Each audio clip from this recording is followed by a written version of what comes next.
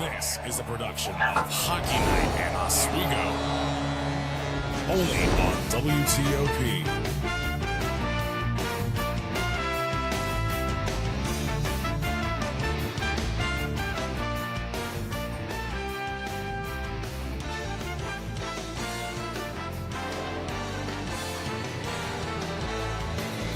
Good afternoon and welcome to the Deborah F. Stanley Ice Hockey Arena, where the Oswego State Lakers will host the Cortland Red Dragons. A fantastic matchup is in store for us today as Whiteout Weekend has arrived. We welcome you up to the perch here in the Deb. Chris DeLuca alongside Logan Weingartner, Nick Stetter, and gents, what's the vibes right now? Yeah, we should be in for a very good game today. A high-intensity atmosphere here at the Deb Zoo Kickoff Conference play. I would take a play out of the Buffalo Bills locker. I want to say there's no place I'd rather be than right here and right now. I'm excited, man. Absolutely, and as we said, Whiteout Weekend starts right now. In just a mere 30 minutes, the Oswego State women's hockey team will take on the ice to take on the Cortland Red Dragons. And then at 7 o'clock tonight is the main event as Plattsburgh State Cardinals come to town to take on the men's ice hockey team. Then tomorrow the festivities continue as the women's team take on the Morrisville Mustangs, and finally the men's team honored the legendary goaltender Pete Sears as they take on Skidmore for jersey retirement night here in the Deb. Logan, Nick, how important are these SUNY matchups for the Lakers? Yeah, I mean, they are incredibly important. We know how good Oswego can be in league play. They had 15 wins, 1 loss, and 2 ties last year in Cortland. 12 wins, 4 losses, 2 ties. So we know both of these teams, they play very well in SUNY play. They just also want to get a win tonight and then heading back into SUNY play, Nick. Yeah, and I think that Cortland and Oswego, as you said, 12 wins for Cortland, 15 wins for Oswego. They're very big benefactors in the SUNYACs. They're big powerhouses. Morrisville, that next matchup they have, it should be a little easier for them. We never know. Hockey switches all the time. But I think that this game is a big game, and for the first game of the SUNY competition for them this year, it's huge. Absolutely. Now let's take it back to the present instead of the future, and let's take a look at this matchup here. These two teams are powerhouses in the SUNY. Logan, what sticks out to you about Cortland? Yeah, for Cortland, as opposed to offense, it's their defense. For me, their offense has been sort of stagnant, only putting on 4 goals so far. However, they have been dealt a tough deck of cards. They played 2 ranked opponents so far, 2 out of their 3 games. But their defense also, that's the backbone of how they are going to play today. They force a fierce attack on an Oswego team that puts on a flurry of shots, Nick. Yeah, and I want to also say, it's a big game for both of them in this matchup, but I want to say their start to the season, regular season exhibition, hasn't been the brightest. These 2 teams have a mediocre record. Oswego is 500, Cortland have a losing record, and this is a game that really needs to shift the tide on their entire season. They start this SUNY season strong. It's going to change how they see the future of this season for the Lakers or the Red Dragons. Absolutely, and obviously these 2 teams have some historic matchup here. I mean, Oswego having 30 wins and I believe 48 or so matchups against Cortland. I mean, Oswego's dominance has been so extreme over the last few years. Do you think they will continue it here tonight? I believe so it will. As we know, Oswego does have a young team, and Cortland a rather experienced team, but if there's a time to get going for Oswego, it's now. We know how potent their offense can be. And, you know, this might be, in my opinion, I'm going to disagree with you. I think this might be a gap year for that domination. Cortland are coming in with a more experienced team, a different kind of squad that's kind of been together a little longer than this Laker team. They're a little inexperienced. They've still had some growing pains, and they're going to keep coming throughout the season. I think Cortland, they might shift the tide. We'll see what happens. I'm excited because this could go either way. Absolutely. Now we're going to take a second here to send it down to our silent reporter, Eddie McAlpine. Eddie, what do you got for us? Thanks, Chris. Behind me are the Cortland Red Dragons and the Oswego Lakers. I want to take a moment to highlight the history between these 2 teams out of the SUNY Conference. They've met a total of 61 times, 123 goals over those 61 matches. That's about a little over 2 a game. The first match came all the way back in December of 1977. That's over 40 years ago. The Lakers all-time have a record of 30, 18, and 13. They have dominated in recent years. However, they are 15, 13, and 7 at home, a little close to 500. They will look to flip that script today and pick up another win. However, on the road, they are 14, 5, and 6. Pure dominance when they are outside of the Deb. We'll see what happens. Their current win streak They had a 7-game win streak from 2015 to 2018. Their biggest losing streak, however, was 9 games from 1977 to 1981. We'll see what happens. The last matchup, last time out, last February, the Lakers won that one 1-0. It was the then senior Rachel Corbett scoring the game decider. We'll see what happens here tonight in the Deb. That's all for me on the sideline right here at the ice. I'm Eddie McAlpine. I'm going to send things back to you, Chris. Thanks, Eddie. And, we won't see Rachel Corbin maybe scoring that game-winning goal tonight, but maybe we'll see someone else getting that game-winning goal here.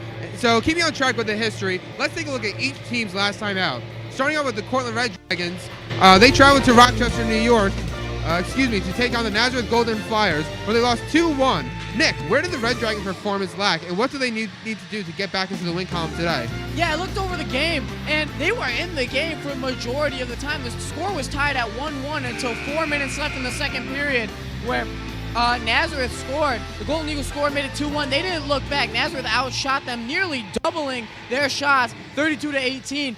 It was a wild game, and Cortland, they really show that they can hold their own against nationally ranked teams like Nazareth, and they show that it's going to be a strong season for them. Absolutely. Now looking over to Oswego, the Lakers traveled to Utica for the second game of their weekend stand against the Utica Pioneers, where they were shut out 1-0. Logan, how did the Lakers bounce back from this very close loss? Yeah, as I said, this Oswego offense, they're very potent. Once they get past the blue line, they take chances where they can get it. This Cortland defense is going to face a flurry of shots. It'll be a very interesting clash between a force on an offense, but also a team that stops a lot of chances on defense. I said the defense is the backbone of this team, so Oswego, I think they need to take their time. I think they just need to calculate their shots more. As I said in the last game, name of the game will be quantity over quality. Absolutely. And ahead of this matchup, we talked to head coach Mark Digby about this matchup here.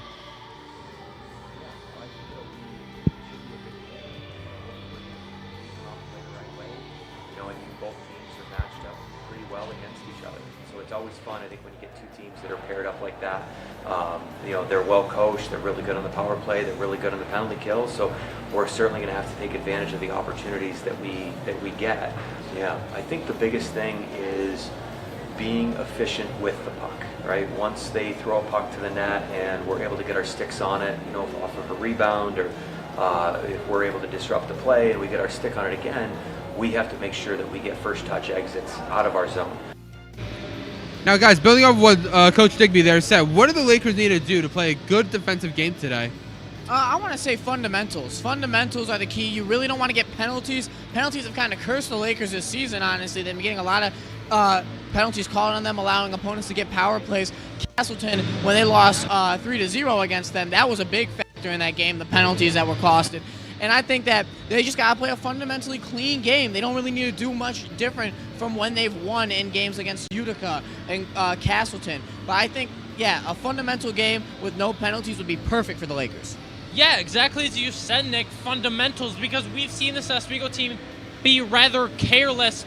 We know they are young. Maybe that inexperienced play contributes to the careless actions of them, so I think they just need to clean it up on that defensive end, not make many errors, and that will lead to an abundance of success for them on their end. Absolutely. Well, we're going to send it to a quick break, but don't go anywhere. After this break, we're talking SUNY, coaches, and alumni. Stay in your seats, folks. We'll be right back.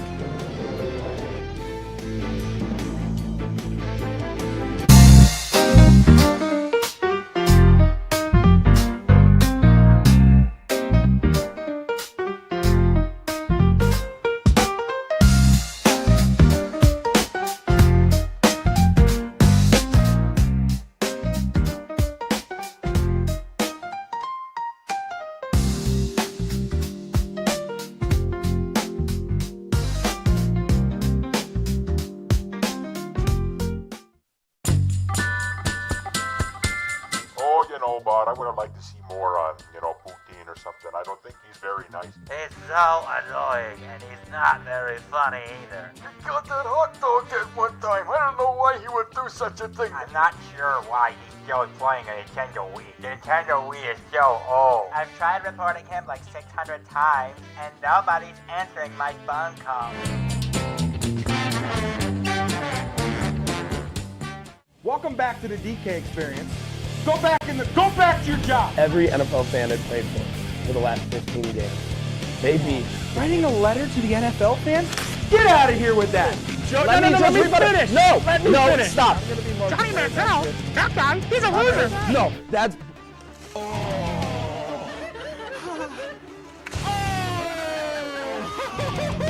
Watch the DK experience. What we do here is go back. Cooked. You know it's cooked when it's not raw anymore.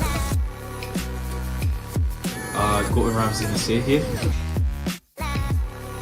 Cat cam. Because Kenny pulled a picture of him. Yeah. Yeah.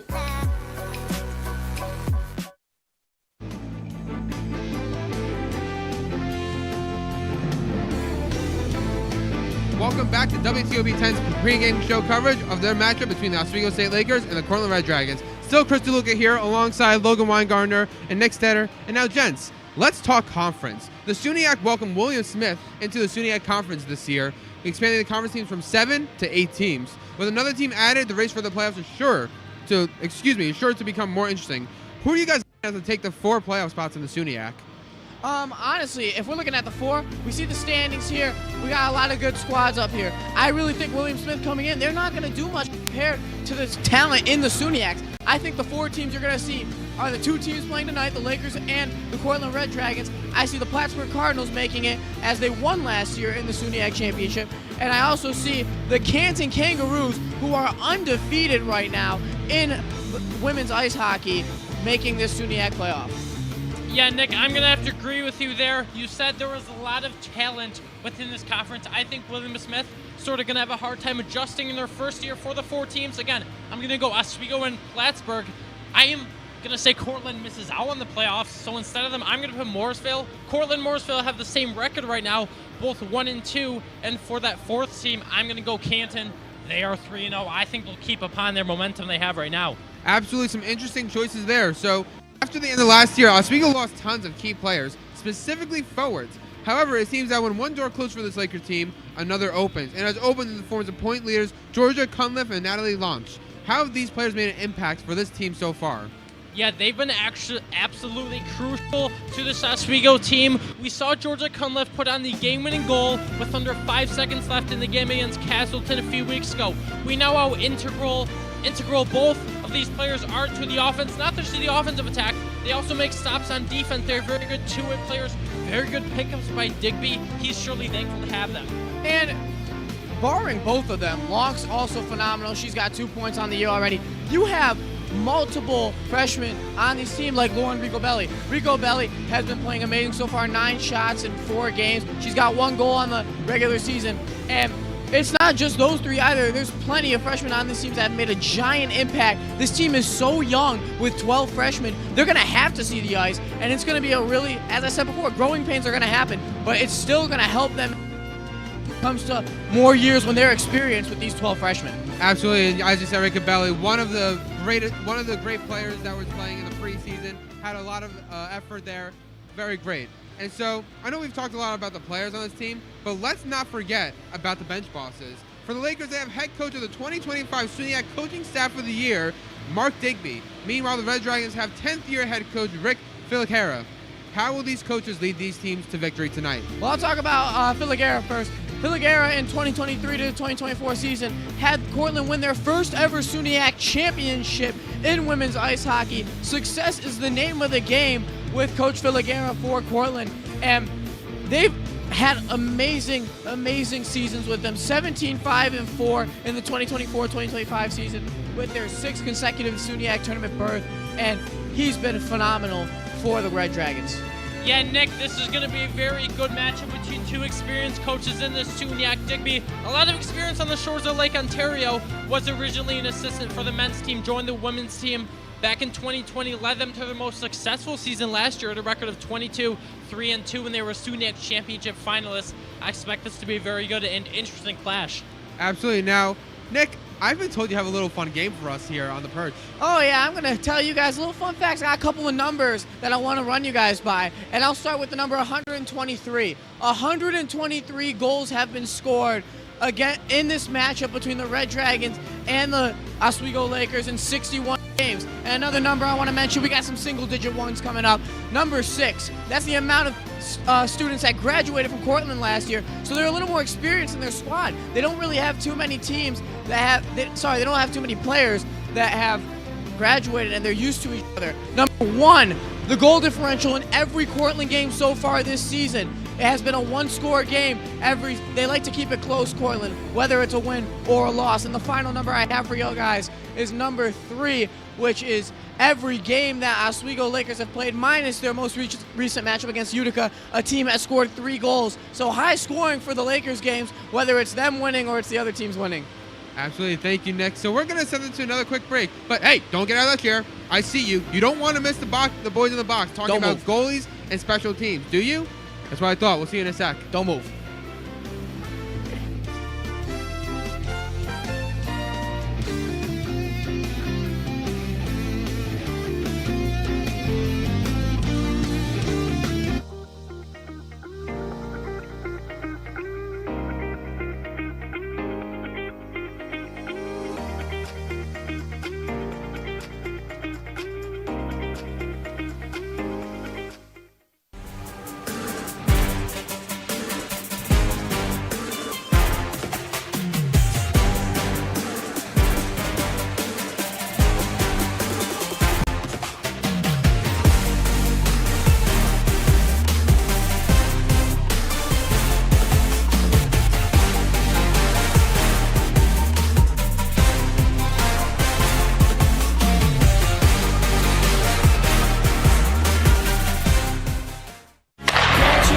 If it's hockey, In front, they score! it's on Hockey Talk. Join Rob Finger and his panel of guests. Their behavior against easy teams. How do you lose to the Bruins twice? As they take you through the hockey world. We welcome you with open arms. Tune into Hockey Talk, Mondays at 9:30 after East Coast hockey games. Only on WTOP.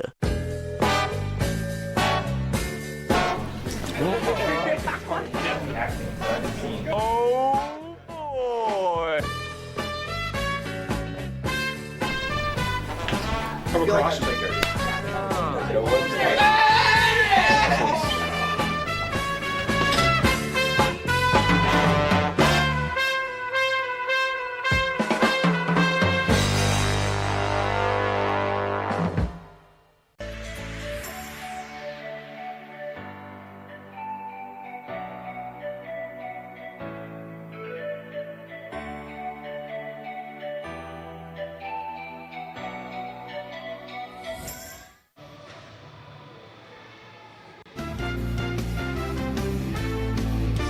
Welcome back to the Deborah F. Stanley Ice Hockey Arena for the pregame show. I'm still Chris DeLuca. That's Big Wine, Logan Weingartner, and Mr. Cheddar over here. And now, guys, we're going to send it over to the press box over here so we can hear from our guys, Rockin' Rob Finger and the captivating Connor Sangus.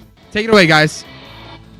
Thank you very much, Chris. Welcome into the Deborah F. Stanley Arena, up top of the Steve Levy press box. My name is Rob Finger, alongside Connor Sangus, and we're back here for today's matchup between your Oswego State Lakers and the Cortland Red Dragons. This one, given the fact that every game that Cortland's played so far has been a 1-goal difference, it's going to be a close one here, Connor. What do we think? Yeah, certainly going to be a tight game, especially with the Lakers so far in this young season having a habit of either playing down or playing up to their competition. Certainly going to be a very tight game here tonight, Rob. Yeah, that sort of variation in an early season like this is sometimes a little bit worrisome, but the Oswego State Lakers should be good in this one here. Now let's get into a little bit of a goalie comparison here. And Cortland, on their side, who are they putting in between the pipes here tonight? Cortland is starting number 30 freshman Aline Giode. Aline, so far, has started all 3 games for the Red Dragons on the young year. She's 1-2 with a 1.68 goal against average, an incredible .935 save percentage. She's got 1 shutout in their 1 victory so far on the year. And a little tidbit, interesting fact here, Giode actually previously played last year for the France U18 national team, so certainly no stranger to the big moment. And in terms of tonight being alumni weekend, she is not going to be shaken by this crowd at all. Absolutely, and especially playing on a national team like that, that's nuts. But Oswego did actually have Simone Bednarek last year, who played on the Slovakian national team. So Oswego's no stranger to national teams either. But on the Oswego side, we've got number 35, Mia DeVivo, who was just tucked under the wing of Lexi Levy from last year. She so far has a goals against average of 1.26, which is very good, and a 941 save percentage so far in this season here. She's played in all 4 games so far in this season, a 2-2 record so far, but you can't think that the Lakers are going wrong by putting Mia DeVivo in here, Connor.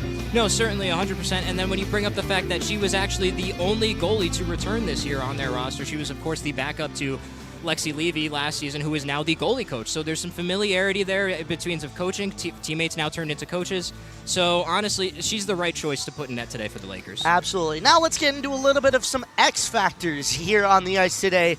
Who do you think is going to be the X factor for the Red Dragons on the other side here? For the Red Dragons, I have Emma McLean. So far in the young season, Emma currently leads the Red Dragons in points with 2, both coming off of goals. And despite being a senior on this Red Dragons roster, Emma McLean is actually a transfer. She actually played her previous 3 seasons of collegiate hockey over at the defending SUNY champions, Plattsburgh. And on top of that, she's doubled her point total. She played 22 games last year for the Red Dragons, her goal total, excuse me. She scored 0 goals, and just through 2 games so far here for the Red Dragons, she scored 2.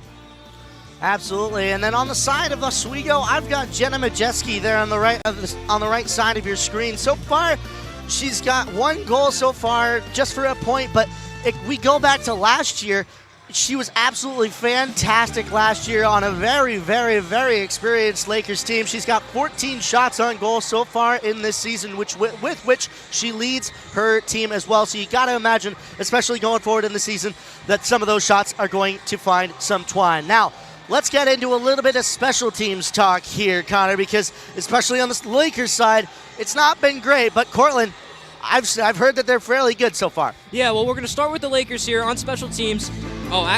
Sorry. Yeah, we're going to start with the Lakers here. Their power play has been flat out abysmal so far through the start of the season. They are a measly 1 for 13 on the power play, converting at just 7%. For a little bit of reference, most teams want to average in the 20 to 25% of conversion rate, so being at the measly 7% is abysmal. Now, for their penalty kill, however, they're an astonishing 14 for 14. 14 is a little too much, in my opinion. The Lakers have a willingness to kind of get in the box, but why be afraid of it if your penalty kill is that good? Very, very true. And then on the Cortland side here, they've got 5 penalties so far, or 6 penalties on their own so far this time. Penalty kill 1%. Power play, they're 1 for 5 so far. They haven't been letting their opponents get too many penalties on them. But like I said, a .2 for power play, 1 for 5 so far. It's a very good sign for for Cortland here in this game. Well, ladies and gentlemen, don't go away. We will have all the action, but we've got just one more time up on the perch. We've got our picks coming up just after this. You're watching Lakers women's hockey right here on WTOP 10. Good evening and welcome to Jeopardy. I am your host, Joe. Hello, Simon. Joe is at this place. And I'm very concerned to see what Piper's answer is here. Sorry, it's a 98-page rule book. You guys are stunned still? Joe, I'm going to sound like a little snob here. It was not founded by Ray Kroc.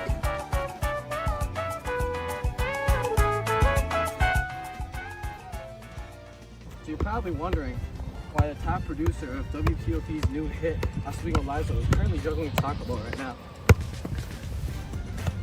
That's just because I don't just know ball, but I can play it too.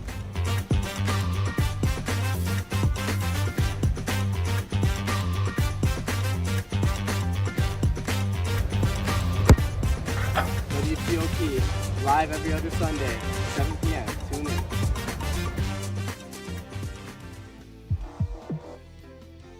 Welcome back to the Perch for the pregame show. Chris DeLuca alongside the lovely Logan Weingartner and the noble Nick Stetter. Puck drop is right around the corner, but first we have some players to highlight. Logan, I'm going to have you go first. What is your Cortland player to watch? Yeah, I'm going to go with 9 senior defenseman Ainsley Delacourt, 1 SUNY Defensive Player of the Year last year. She's the biggest defensive benefactor on the season. And I'm going to go Grace Caracas, coming off the third line, has 1 goal on the season. She's a pick-and-play player. She's going to find her moment. Absolutely. Now going to Oswego. Nick, I'm going to start with you this time. What's your Oswego player to I'm watch? going to go with the game winner out of Castleton, Georgia Cunliffe, the freshman leader in points. She's really going to have a dominant performance tonight, in my opinion. And what about you, Logan? Yeah, I'm going to go freshman 4, Lauren Ricabelli. Her young career already an integral part of this offensive attack with 1 goal this season, a flurry of shots each game. Absolutely. Now it's time for my favorite part, predictions. Let's start off with Logan. Logan, what is your prediction for tonight? I'm going to go 2-1 Oswego. I'm going to have a low-scoring affair here. We know this Cortland defense is tough, but I see Oswego evading them. And I think the Cortland defense is going to stand tall with a clean sheet. I'm going 1-0 to Cortland, and I think this is going to be a very big upset for the Red Dragons. Absolutely. Now, I guess I'm going to deciding vote here. So, guys, this Cortland team has gotten off to a rough start, but they have the pieces. They have the 3rd highest point scorer last year in Kopech. They got Mahoney's lethal shot. They have a seasoned coach. They got all the pieces. It's hard not to buy into it. So do they turn it around? Do they get into the win column? Do they defeat the Oswego State Lakers at home? No! They do not beat the Oswego State Lakers at home. The ship wheel will turn in the Deb today. The Lakers get rocking here in Oswego to start the regular season. Give me Oswego State Lakers 4-3. Oh, wow. And that is going to do it Good Lord, for our pregame show. Thank you guys for watching, but don't go anywhere, though. Puck Drop is right around the corner, and Rob and Connor have the call when we come back. You're watching Whiteout Hockey on WTOP 10.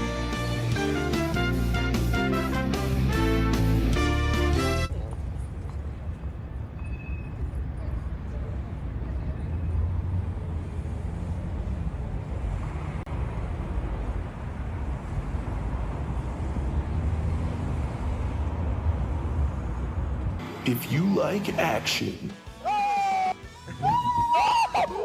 romance, If you're watching this, and highbrow humor, surface is this? Floor. Minch did not legitimately put his head in the toilet. there's only one place to turn. Tune in to new episodes of Oh boy! only on WTOP. What we do here is go back. Cooked!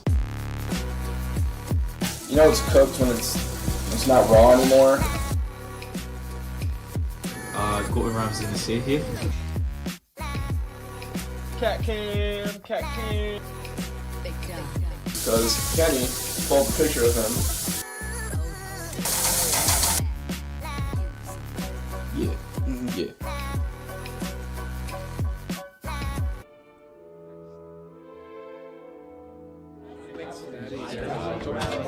Get rid of all the questions.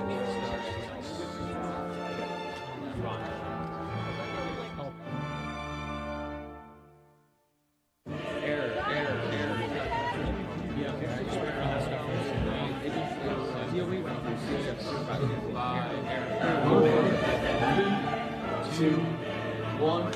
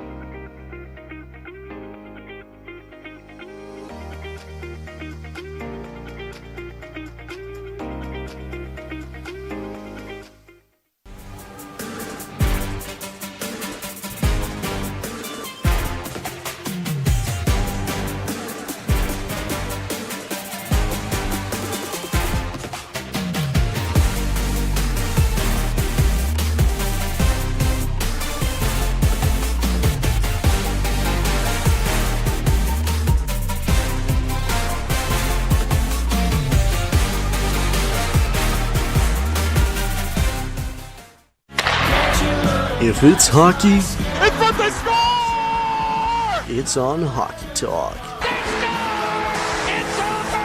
Join Rob Finger and his panel of guests. Their behavior against easy teams. How do you lose to the Bruins twice? As they take you through the hockey world. We welcome you with open arms. Tune into Hockey Talk, Mondays at 9:30 after East Coast hockey games. Only on WTOP.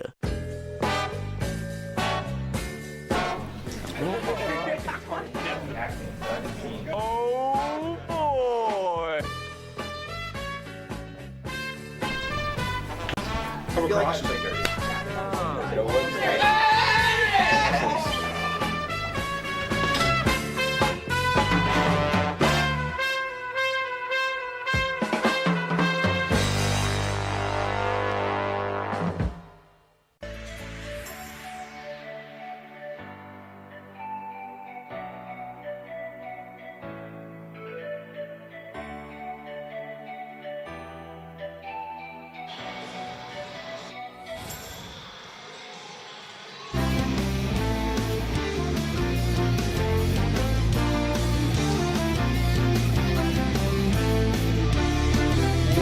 Welcome back into the Deborah F. Stanley Arena, up top of the Steve Levy press box. My name is Rob Finger, alongside Connor Sangus, and we're back for today's matchup between your Oswego State Lakers and the Cortland Red Dragons. Any final thoughts before puck drop here, Connor? Well, Oswego, these two teams met 3 times last year. Oswego took one of them, they tied the other, but both of these rosters have since been retooled, so throw the record books out in this one, Rob. Tonight should be interesting. It certainly will be on a very eventful Friday from the shores of Lake Ontario. We are underway here at the Deborah F. Stanley Arena. Cortland quickly winning that into the side. Pinty, though, getting that back up the boards and out of the zone. They will quickly go over towards that far side. O'Brien chasing after it, but instead it's Colin Bertrand taking it back into the Lakers' end, right and close towards Mia DeVivo. Just goes to the side of her net and into the corner it will go. Alex O'Brien. High puck there, board battle. Just trying not to draw any checking penalties as here come the Lakers the other way. Parenti, now for Ricabelli. Dumps that one in. Didn't quite have the red line, though, so they will call that one. And icing will go back down into the Lakers' end. An unfortunate early dump and chase mishap by the Lakers, as now they will be faced with a defensive zone faceoff. However, the Lakers this year pretty good on the faceoff, converting at about 61%, so certainly not something that they are afraid to take.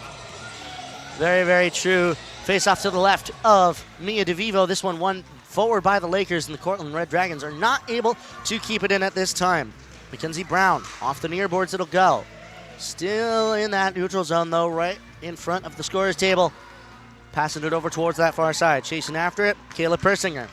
Up the boards it'll go. Leah Coley turns around. Tries to find, I believe that was number 15, Megan Smith, but here comes Elizabeth Cooley. Circles back around the face-off dot. Across she'll come.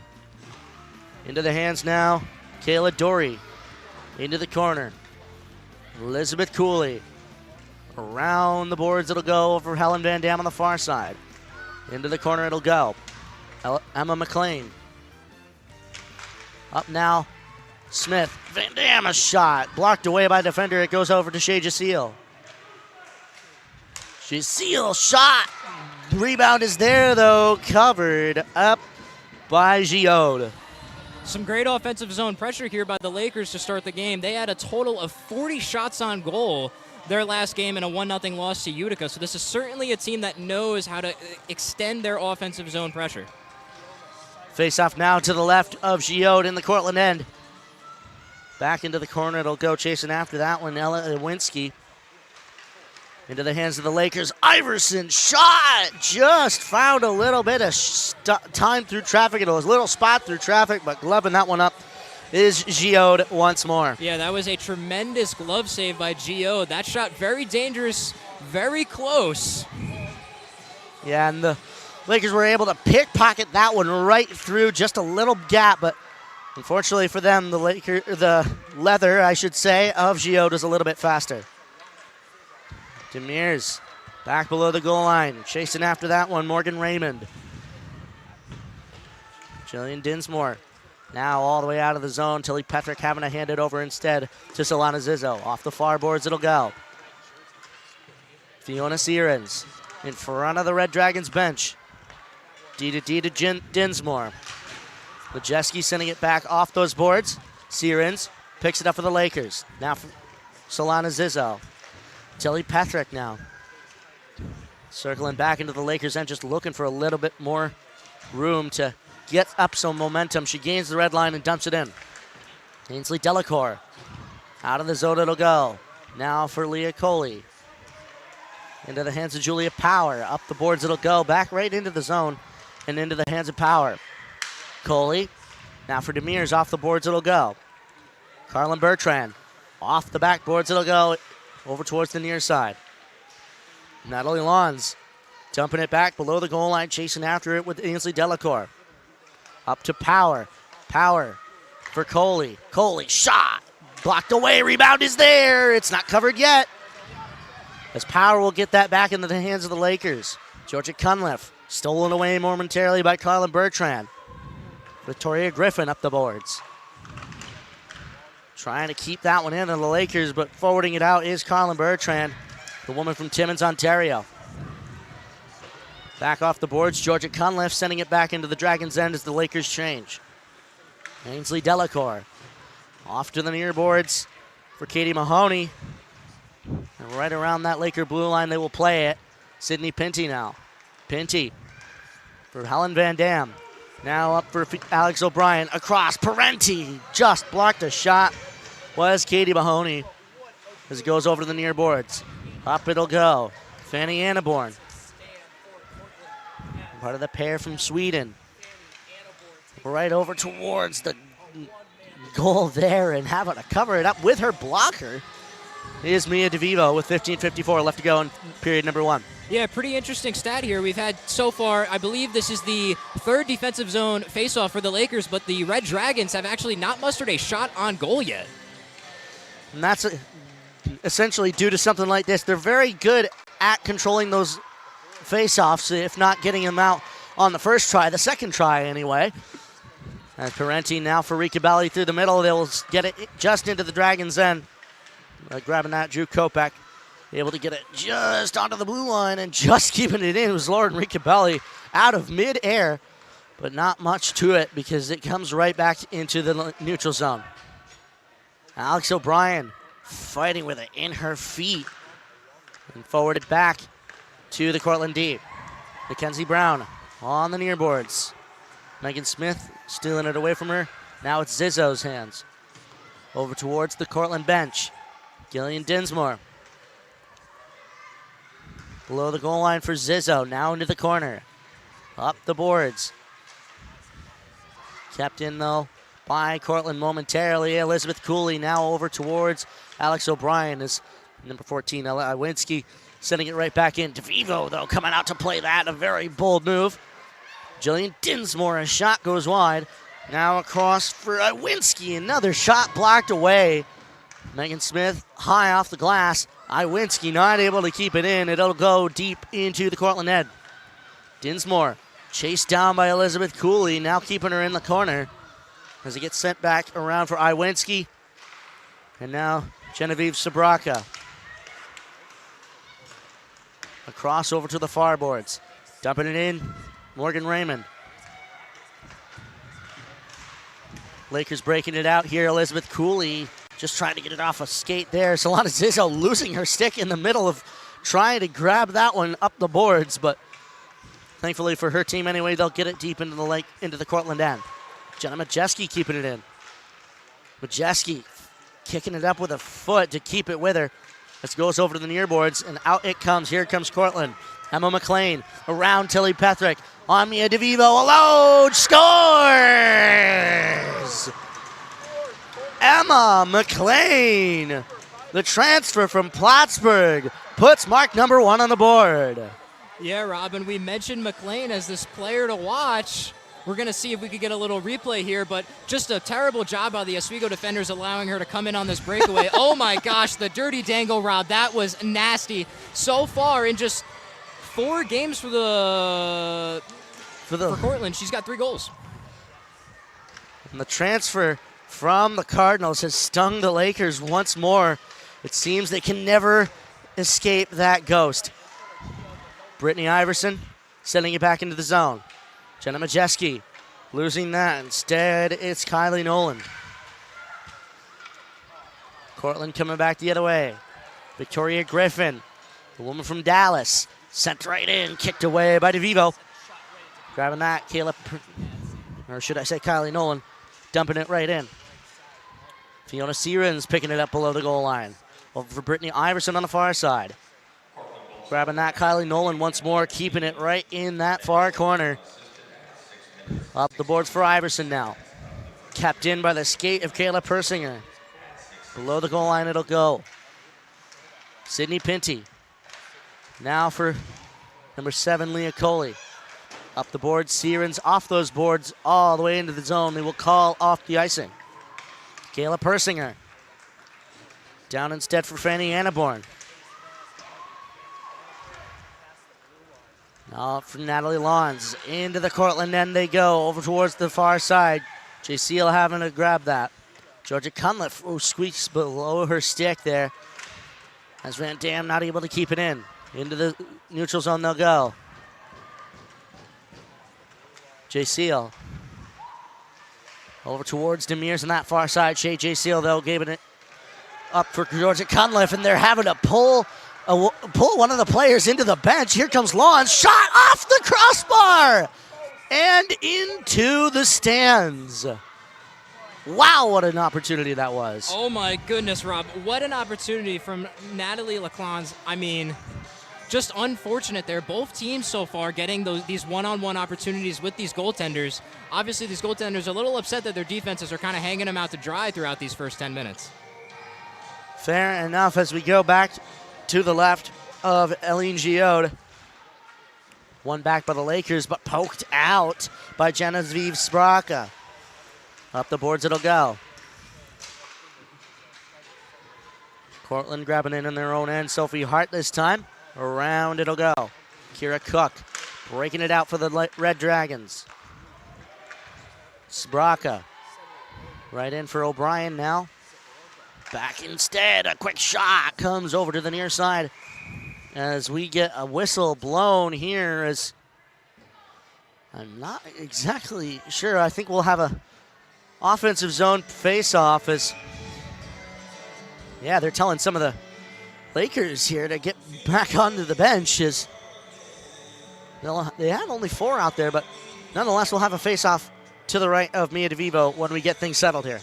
Yeah, not really sure what the stoppage of play is here. Now Georgia Cunliffe is coming in here to be the center on this face-off. Yeah, and J.J. Seal stepped onto the ice there, but nonetheless, we'll get things figured out after a little bit of chaos.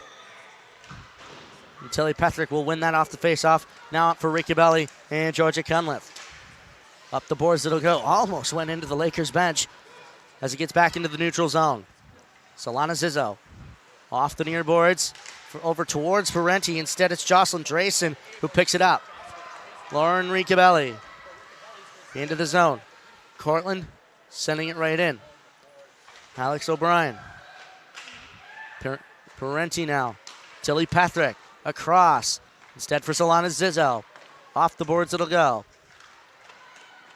Kept in by Zizzo only momentarily as Cortland looking to get it out once more, and they do. Onto the stick of Ella Iwinski. Off the boards deep into the Lakers' end. Tilly Patrick picks it up. Patrick lugging it up the boards. Parenti forwards it, but it gets sent right back by the Dragons.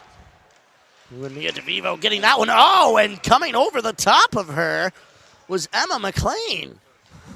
Wow, just a little bit of a blown tire there for Emma McLean. She comes right over the top She's of Mia certainly flying DeVivo. all over the ice, Rob. Yeah, my goodness. And you got to think of what Mia DeVivo had there as it goes right over. Oh, my goodness. Yeah, right over the top of Mia DeVivo as we'll get a face-off now to the left of herself. Now back it's Leah Coley. Ooh, off the skate. Cortland intercepts right in close. Shot scores! Emma McLean again.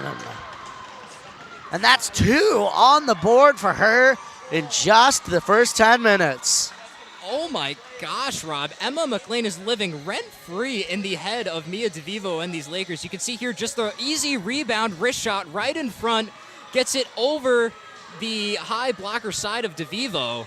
And Emma McLean, what a start here for the Cortland Red Dragons. My, oh my, have yourself a day so far, Emma McLean. Wow. Leah Coley now back into the hands of number 20, Kayla Dory. As the Lakers just try and find any sort of offense that they can. They've been being denied by the Cortland Red Dragons, I should say, so far. Below the goal line, it'll go. Morgan Raymond sent around. Grace Karakis sent right back in by the Lakers. Megan Smith pinned to the boards. Board battle going on as Cortland will win it.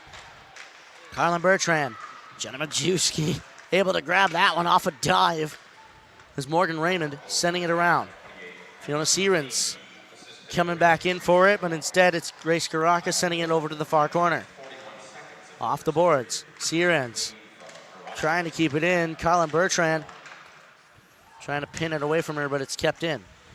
Below the goal line, it'll go. Brittany Iverson looking for an outlet. Finds Majewski, backhander! Just goes wide. As up the boards, it'll go. Blocked away, though, by Helen Van Dam. But here comes Cortland. It's Emma McLean again, dumping it right in. Right in on Mia DeVivo. Grabbing that instead, Sydney Pinty. Pinty for Majewski. Up now for Iverson. Brittany Iverson. Back for Jenna Majewski. Up. Shea Jazeel, able to keep it in. Around into the corner. Mackenzie Brown breaking it out for the Dragons. Katie Demers, though, intercepting that right at the red line. Here they come again, the Lakers, dumping it right in. Kayla Persinger. Ooh, off for Brittany Iverson. Sent right to the top. Jazeel shot. Blocked away by Cortland as it gets back out into the Lakers' end, long down the ice. Solana Zizzo. Up the board she'll come, off those boards, into the neutral zone, but Persinger sends it right back. Jay Seal around for the Lakers. Lawns, just trying to get that down to the stick, but chasing after it is Katie Demers, and they will wave off the icing. What hustle by Katie Demers, but the Lakers are not able to keep it in. Here comes Drew Kopak. Kopak blocked away by Tilly Patrick. Natalie Lawns. Now for Georgia Cunliffe. Cunliffe gets it back to Zizzo. Across for Patrick. Tilly Patrick. Over for Zizzo now. Zizzo back off of Demers' stick, but here comes Cortland again. Drew Kopak towards the center. No shot will come, though. It's blocked away. Broken up by the Lakers. Lakers just trying to get it out here. Patrick able to get it up for Georgia Cunliffe. Cunliffe versus Ella Iwinski. Cunliffe having to protect it. Sends a shot. Save made. Rebound. Just wide. Lauren Ricabelli still there. Now for Julia Power. Back off of Ricabelli's stick below the goal line.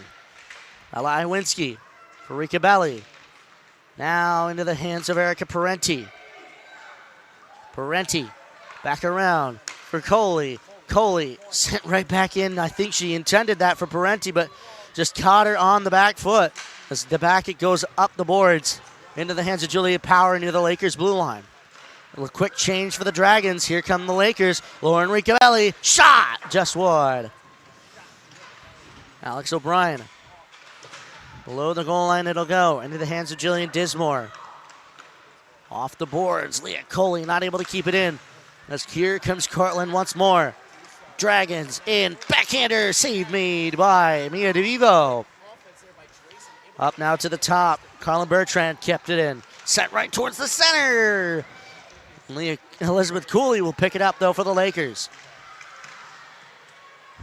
Back instead, Kira Cook for Cortland. Up to the top. Quick shot. Blocked away by Alex O'Brien as it gets sent back into the Lakers' end. Coley for Pinty. Sydney Pinty over the blue line. Leaves it for Cooley. Cooley shot. Blocked away. And Pinty tried to take it around, but the back of the net kind of thwarted her. Cooley across. It'll go into the far corner. Sydney Pinty now for Cooley. Cooley around for Kayla Dory. Dory around the faceoff circle. Over towards Van Dam, just not able to grab it with her stick. Dory will grab that. Sent right towards through the center towards those far boards. Carla Bertrand trying to get it back into the Lakers' end, but it's Helen Van Dam thwarting it for now, but it's the Cortland Red Dragons sending it right back in to the Laker end. Dory, under a lot of pressure from Ella McLean. And so here comes Shay J. Seal. Megan Smith on the far boards. Under pressure there from Haley Hunter. Back towards, that's number 24, Shay J. Seal. Helen Van Dam pinned by Kylie Nolan. J. Seal now for Dory. Dory, the Lakers just stuck deep in their own end as now they get it back up for Megan Smith. She'll lug it herself, dumping it in. Stopping that, Helene Giode. Off the boards it'll go.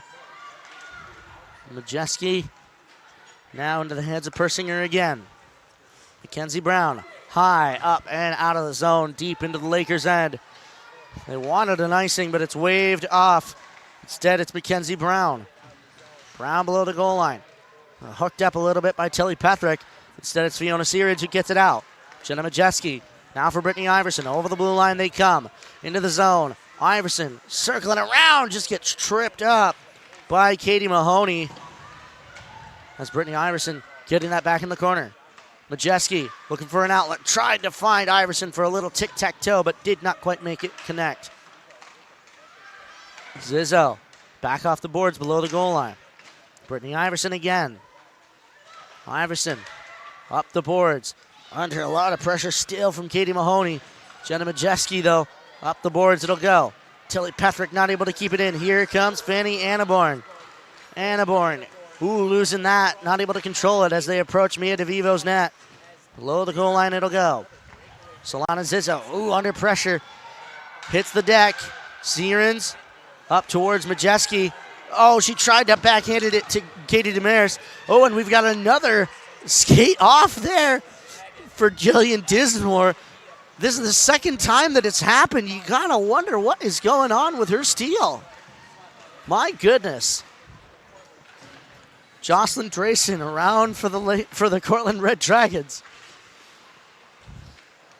Cortland keeping it back around. Ainsley Delacour. Up the boards, it'll go long all the way down the river.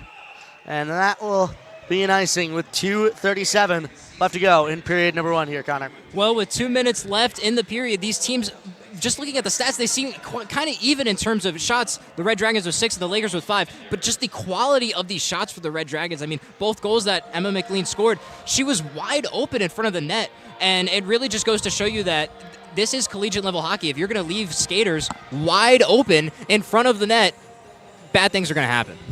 That is very true. And I mean, she's been able to take full advantage of just the little mistakes that the Lakers have essentially given them so far, as one of the linesmen comes over to talk to head coach Mark Digby over on the near side, and the referee joins them. You'd like to be a fly on a wall in that sort of conversation right below us here. Nonetheless, we'll have a face-off right at center ice, as I think they will argue, or head coach Rick Filiguera on the other side for Cortland will argue that that shouldn't have been an icing, and I think he'll argue successfully here as it gets right towards the center. Yeah, if you're Mark Digby, you're not too happy about the results of that conversation. I am very sure of that. Cortland winning that one back. Back up the boards, it'll go. Into the Lakers' end. Cortland trying to get it back up towards the top, right towards the slot area as it gets back out of the zone. Julia Power over to Leah Coley. Coley to Demers, off the boards. Instead, it's into the hands of Grace Karakis. Reversed instead to Carlin Bertrand. All the way down it'll go. And that one is an icing, as I'm sure that Genevieve Sprocken there, number 20 for Cortland, might want to have argued that, well, it was a little bit hairy on there, because she did make it to the hash marks first here, Connor. Yeah, you could certainly argue. It looks like one of the referees certainly thought that faceoff might be happening at center ice, but nonetheless, Lakers with an offensive zone faceoff. Faceoff to the right of Eileen Giode. It's down below the goal line. It'll go around. Megan Smith trying to grab it out of midair there. Did not quite make it happen. Instead, it's Ainsley Delacour sent it to the far side. Elizabeth Cooley off for below the goal line. It'll go. That's Katie Demers. Demers just trying to get control over the Lakers. Cooley, Van Dam, shot blocked away by Kira Cook. And picking that one up is Spraka. Genevieve Spraka, held by Megan Smith. Held up anyway. As Sydney Pinty steals it. Sydney Pinty. Through the middle, she'll choose to lug the mail. Over towards Helen Van Dam. Up from Jenna Majewski now. Cortland controls. Persinger. Now instead back from Mackenzie Brown. Across. Through the neutral zone it'll come. Brittany Iverson chasing that one down. Iverson off the boards. Tried to get it to Fiona Searins. But instead it's Shay J. Seal picking it up. Intercepted though. Here's a shot. Blocked away. Gloved up by Mia DeVivo. Ooh, there's a little bit of an argument coming over there. Beautiful, great save there. Beautiful glove save, I should say, there by DeVivo. Great shot by Morgan Raymond. And I mean, I'm starting to feel bad for DeVivo, Rob. A lot of these shots in close, uncontested. The defense nowhere to be found for the Lakers. Yeah, they've got 7 shots on the board so far. As a quick shot comes again, you might think they'd count that as 8 as it goes into the glove of DeVivo once more. Certainly will bring them up to 8 shots here as they just updated it on our scoreboard. And another offensive zone faceoff here for the Cortland Red Dragons as they look to extend their lead. Faceoff one back by Cortland. A quick shot. Blocked away, though, by Fiona Searins. Here comes Brittany Iverson. Iverson off the boards. Reversing it out of the Red Dragons. Here comes Grace Caracas. Ooh, tripping up Fiona Searins, and the Laker bench wants a penalty for that one, but they will not get it at this time. Off the boards, Jenna Majeski. Now back for Majeski again, as picking that one back up is Victoria Griffin. Griffin, shot! Turned away by DeVivo. Last 10 seconds here. Iverson over the blue line. Back in from Mackenzie Brown. Zizzo picks it up. And that will do it for the first period here from the Deborah F. Stanley Arena. The score, 2 for the Cortland Red Dragons, none for the Lakers so far here, Connor. And you got to wonder if the Laker bench is starting to get a little worried here. Yeah, certainly. I mean, the old hockey cliche, a 2-goal lead is the most dangerous lead in hockey. But, I mean, when you look at just how poorly the Oswego Lakers defenders played that period, certainly not a massive cause for concern and not something that you're very pleased with going into these next 40 minutes of this game here against the Red Dragons. Very, very true. The shots on goal so far, 9 for the Red Dragons. They've scored on 2 of them, so it's not looking good for Mia DeVivo's save percentage so far. But nonetheless, we will be back. We'll send it over to the perch for our intermission report. You're watching Oswego Lakers women's hockey right here on WTOP 10.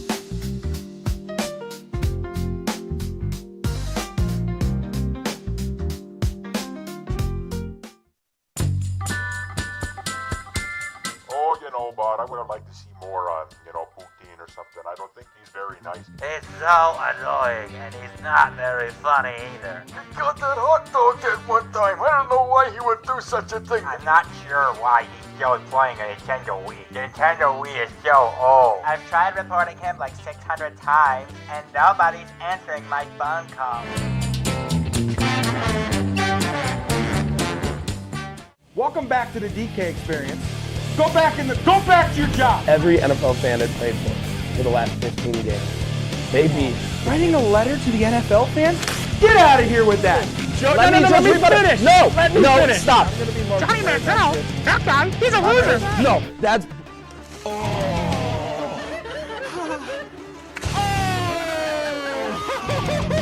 Watch the DK experience. What we do here is go back.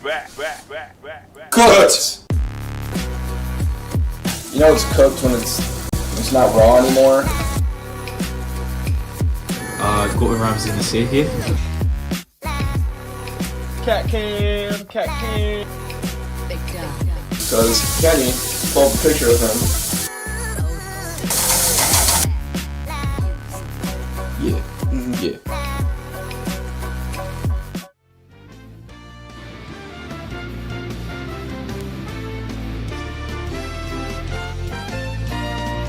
Welcome back to the intermission show with Chris DeLuca, the notable Nick Stetter, and the lavish Logan Weingartner. We welcome you back up here as the Cortland Red Dragons take a 2-0 lead after the first. Guys, what a period that was. An absolute offensive masterclass by the Red Dragons. That could not have went better. They established a strong tempo early. 2 goals, they weren't far from each other. So, I mean, Oswego applying a flurry of shots, but not a high success rate. And I want to say that the lone goal scorer for this game so far, Emma McLean, she should change her last name to McQueen because she's looking like she's playing for a Piston Cup right now. She's playing out of her mind and dominating these Oswego Lakers all by herself, both goals unassisted. Absolutely, and talking about those goals, I mean, I was over here on the side looking at that second goal, just saw her roof that puck for that 2-goal lead. What a beauty that was. But taking a look at this replay right here, just all effort by herself. And then taking a look at that second goal over here, just absolutely roofing it on Mia DeVivo. I mean, it's all her out here, as you said. Yeah, the first goal was just so effortless. It looked like she just kind of waltzed it in. DeVivo expected the shot far post. She didn't get it. She literally just had to skate all the way towards the goal and just let the puck skate in. It was a great fake by McLean. Absolutely. And talking about those first goals, how important is it for a team to score the first goal in a game? Yeah, especially as we enter our first game of conference play for both the Lakers and the Red Dragons. You want to apply urgency early, and the Red Dragons have done nothing short of that with McLean. Those 2 goals, she's controlling the puck very well by herself. As you said, they have been unassisted. And 2-0, people say is the most dangerous lead in sports because if the Lakers get 1 goal back, momentum shifts dramatically, and it could be a really good game for the Lakers if they get that 1 goal. But 2-0 at the end of the first period, that's something you always want to see. Absolutely. And for my prediction, maybe the momentum will swing that way. Maybe I'll be right. I know your guys' predictions are out the window at this point. Well, it's all right. I have Oswego 1 goal. I mean, they could put it on. That's only if they really improve coming out of the break. Yeah, we'll see. Probably. I don't know if you're going to get that prediction right, but we'll see how the game goes. But yeah, I mean, so one of the big things about the game of hockey is getting the shots on net. And Cortland has been just dominant on that with 10 shots on goal compared to Oswego's 6. I mean, with the shots on net, like how important is it especially for the Cortland team to get that stat going? I mean, you mentioned it in the pre-show, Logan. The defense for the Cortland Red Dragons has been defiant in every single game they've played. As we mentioned before as well, 1 goal difference in every game they've played so far this season. This defense has kept that momentum in this game, and they've been stagnant against the Lakers so far. Yeah, defiant is the perfect word, Nick. They are applying their physical will wherever they please, taking the pucks straight from the Lakers, not allowing the Lakers to turn defense back into offense. It's just been a magical first period for the Red Dragons. But for the Lakers, it's been lackadaisical. Absolutely. And staying on the topic of shots, I mean, obviously Oswego with only 6 shots, even though they're still getting shots on goal, how important is it to get the quality shots on goal instead of the quantity? I want to mention, we said quality over quantity earlier in the show.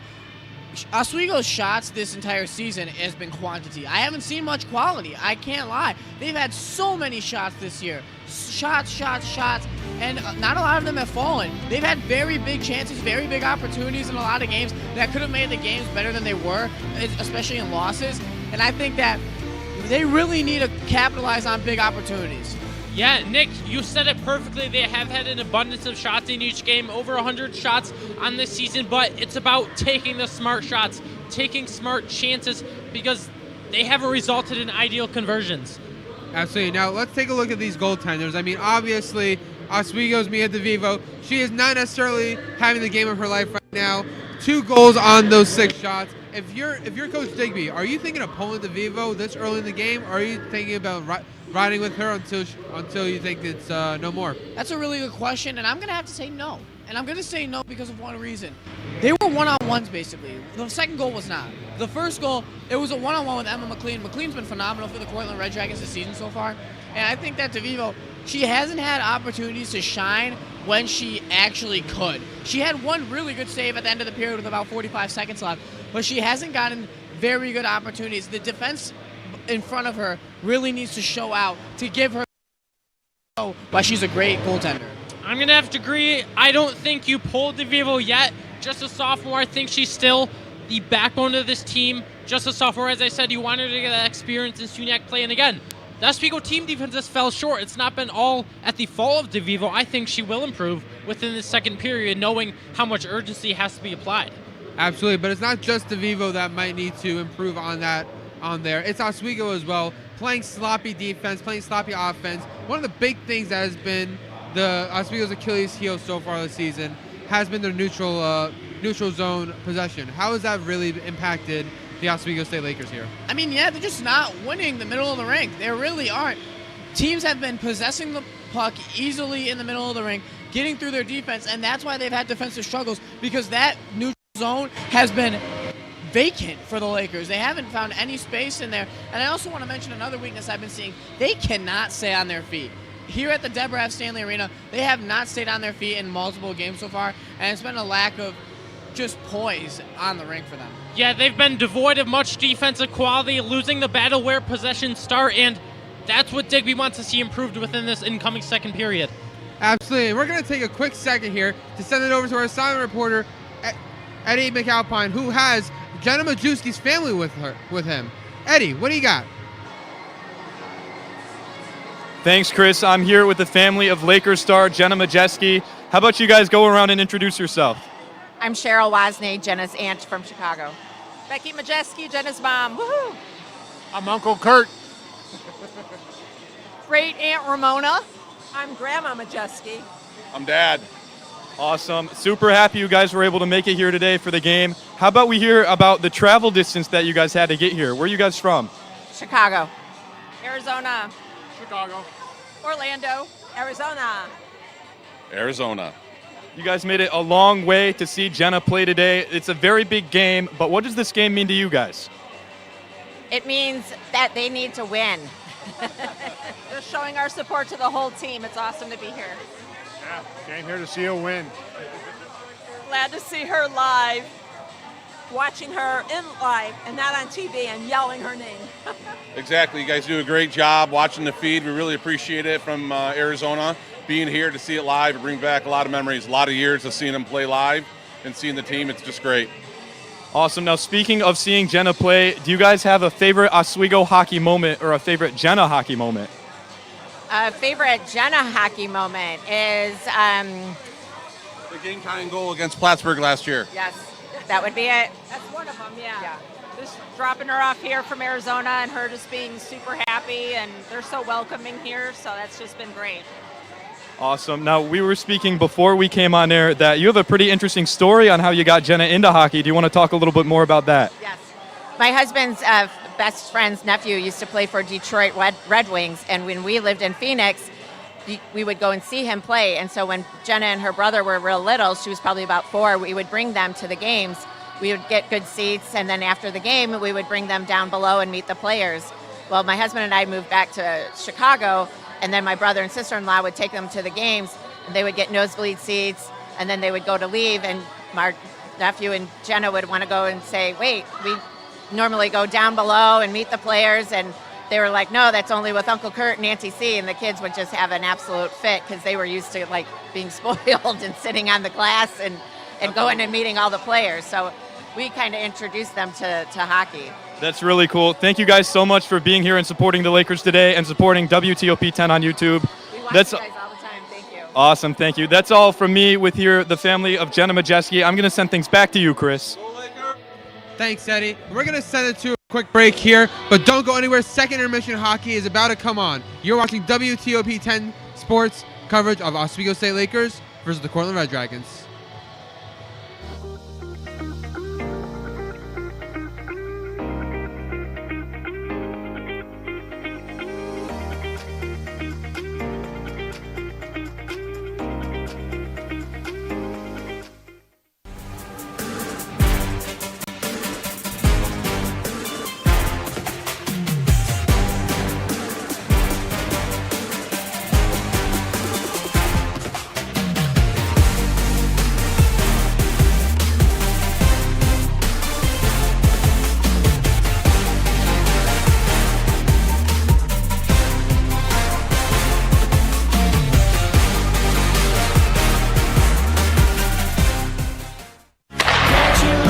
If it's hockey, In front, they score! it's on Hockey Talk. Join Rob Finger and his panel of guests. Their behavior against easy teams. How do you lose to the Bruins twice? As they take you through the hockey world. We welcome you with open arms. Tune into Hockey Talk, Mondays at 9:30 after East Coast hockey games. Only on WTOP.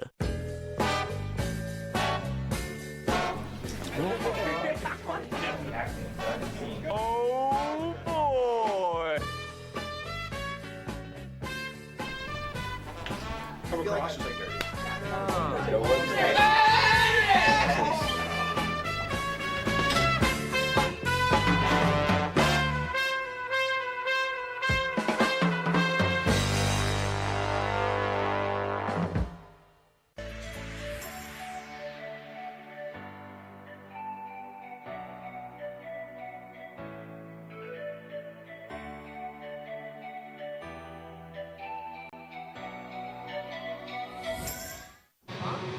Yeah, me too. You want to come with? You're not plugged in. Welcome back into the Deborah F. Stanley Arena. My name is Rob Finger alongside Connor Sangus, and we're back for period 2 of action between your Oswego State Lakers and the Cortland Red Dragons as the Lakers come back onto the ice here. And Connor, that first period was a little rough for the Oswego side. Yeah, certainly a little rough for the Lakers. And when you look at their season stats so far, coming into today's game, they were averaging about 38.5 shots per game. So that's over 10 shots per period. And as you can see here on looking at these stats, they have only put on 5 shots on goal so far to start the first period. So they are way behind their average shot total. Obviously, I know that number is inflated a tiny bit after their 40-shot performance a week ago against Utica, but still certainly not playing to the back of their proverbial hockey trading cards as a team. Yeah, not exactly, as we get set for this second period of action here at the Deborah F. Stanley Arena. 2-0 the score so far as the buzzer sounds, and we will get things underway here as the linesman just making sure that the timekeepers are indeed ready. And the coaches on the Cortland side a little bit concerned, but nonetheless, we will get things back underway here from the Deborah F. Stanley Arena as it gets sent over to Leah Coley here on the near side. The Lakers starting this one off with a little bit of a bang here as they'll send it right into the Cortland end. Erica Parenti now around towards the top for Coley. Shot just wide. Around it'll go. Back over towards O'Brien. Now it's Parenti. Parenti sent right in. It goes into the corner instead. Lauren Ricabelli up towards the blue line, walking it across. Instead it's Pinty. Shot just wide. It gets redirected. Leah Coley below the goal line. Up the boards it'll go. O'Brien sending it right back in. Instead it'll be Jillian Dinsmore who sends it back over towards that far side. Parenti, hitting the deck there. We've got a penalty coming up. The first of the game here coming up for the Cortland Red Dragons as Alexandra O'Brien brings it into the zone. Around it'll go over towards that side as, again, they will get a penalty. 2 for roughing. Well, as Rick Filiguera is not a happy camper over there on the Cortland bench. Yeah, he is fuming here. As we'll take a look at the replay. As, hitting the deck there was Erica Parenti, and Rick Filiguera is not happy with this one. You can certainly see why he has reason to be upset, although I'm sure he also knows that his penalty kill is 6 for 6 on the young season. And going up against this Lakers power play unit, which has really struggled, despite the fact that Mark Digby is known for his special teams units at being the fact that he has experience coaching those units. Oswego a measly 1 for 13, converting at just 7% on the power play. So let's see what they could get going here in these 2 minutes with the extra skater advantage. We will see with 18:53 still left to go in this second period. The first power play of the day coming up for the Oswego State Lakers. Face off to the right of Eileen Giode. Kept in, though, by the Lakers as the Cortland Red Dragons won that forward just momentarily. Board battle ensuing here. Colin Bertrand just trying to grab that instead. To Alex O'Brien. Now for Smith. Smith up the boards. Now for Helen Van Dam. Van Dam across. Shay J. Seal. Now for Helen Van Dam across. Instead, it's Megan Smith. Smith for O'Brien. O'Brien circling back. Now it's Megan Smith. Smith for Shay J. Seal. J. Seal off the boards. It'll go down the ice into the hands of Helen Van Dam. Van Dam. Now back into the hands of Shay J. Seal. J. Seal into the Cortland end. Across instead for Majeski. Majeski. Coley. Now for Parenti. Over towards Ricabelli. She tried to take a shot there. Instead, it will go back. Ricabelli. Still in the hands of the Lakers here. Coley shot right into the waiting glove of Eileen Giode. So far, only really one real quality shot generated on this power play for the Lakers. Certainly not what you want. You saw that massive clearing for Cortland there that was able to take out about 50 seconds from this power play so far. So far, so good here for Cortland. As back up the boards, it'll go. Ricabelli into the hands of Coley. Coley back around. Now it's Sydney Pinty. Pinty, Coley, near side, sent in, shot just wide as the opportunity was there on a rebound, but not a single Laker to hammer it home. Leah Coley back up for Sydney Pinty. Pinty, Coley, Coley, shot, scores! Leah Coley, the Californian, makes it a one-goal game. First goal of the season, first points of the season here for Leah Coley, and the Lakers finally take advantage of their power play. Now 2 for 14, so get that percentage up. Mark Digby is happy that his team is at least showing some sort of fight. And like I said before we went to break, Rob, 2-goal lead in hockey, certainly the most dangerous lead. So let's see if Cortland maybe took their foot off the gas a little bit. And once you take that foot off, it's quite hard to get it right back on. Dangerous, it very much is, and that danger has reared its ugly head. Lakers winning it back. Right back over towards Elizabeth Cooley. Cooley back instead for Zizzo. Dory up the boards. Megan Smith trying to grab that. Instead, it gets sent over to Jillian Dismore. Haley Hunter. Back off the boards. Kept in, though, by Jillian Dinsmore. Around for Tilly Pethrick. Solana Zizzo. Now back. Sent right in. Haley Hunter on the far boards. Megan Smith, though, grabbing that instead. Kylie Nolan. Solana Zizzo. Zizzo for Dory. Kayla Dory back off the stick of Solana Zizzo. Back now up for Katie Mahoney. Ooh. Board battle coming up. Megan Smith sent right in. Back towards the stick of Alex O'Brien. It hops over, though, into the hands instead of Katie Mahoney. Mahoney into the zone. Mahoney right close on DeVivo. Slapping that away, though, is Julia Power. Quick shot! Gloved up by the leather of Mia DeVivo. Really interested to see how the Lakers now respond here after getting that power play goal early in this period. Cortland is a team that only really commits on average 2 penalties per game, so for the majority of this game moving forward, the Lakers should expect to be 5-on-5, an area which they struggled in the first period. So let's see if they can maybe take that momentum from the power play and carry it over to 5-on-5. Sent right in off the pad of DeVivo onto the back of the net here. Will they get it off? No, they will not. Before a whistle is blown down with 15:30 left to go in period number 2. Puck just got a little stuck there on the netting. Great call by the official. This is what textbook play.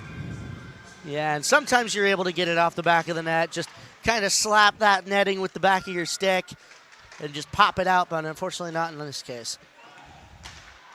Sent right to Julia Power from the sticks of Cortland. Over towards that far boards. Ainsley Delacour. Ooh, almost went into the bench there of Cortland as the linesman will call that one down instead, as it did, I think, redirect off of a member of the Cortland Red Dragons over on that bench. So we'll get a neutral zone faceoff here. Some sharp eyes there by the linesman. Certainly the correct call as that puck was deflected into the Cortland bench for a split second there. As both teams get ready for this neutral zone faceoff.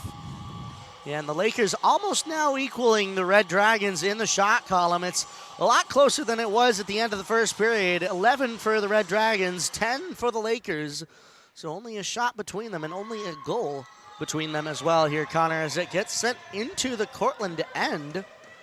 A very, very interesting play there.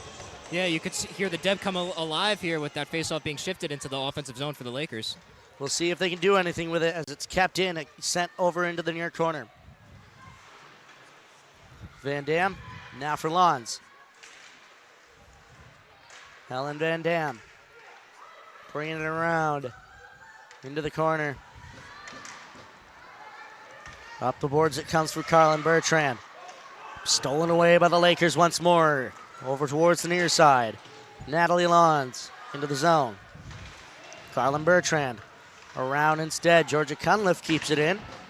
High and out of the zone it'll go, though. Chasing after it, J. Seal. J. Seal lugging it herself into the zone. J. Seal. Around it goes. She had half a mind to wrap it there, but did not choose to do so.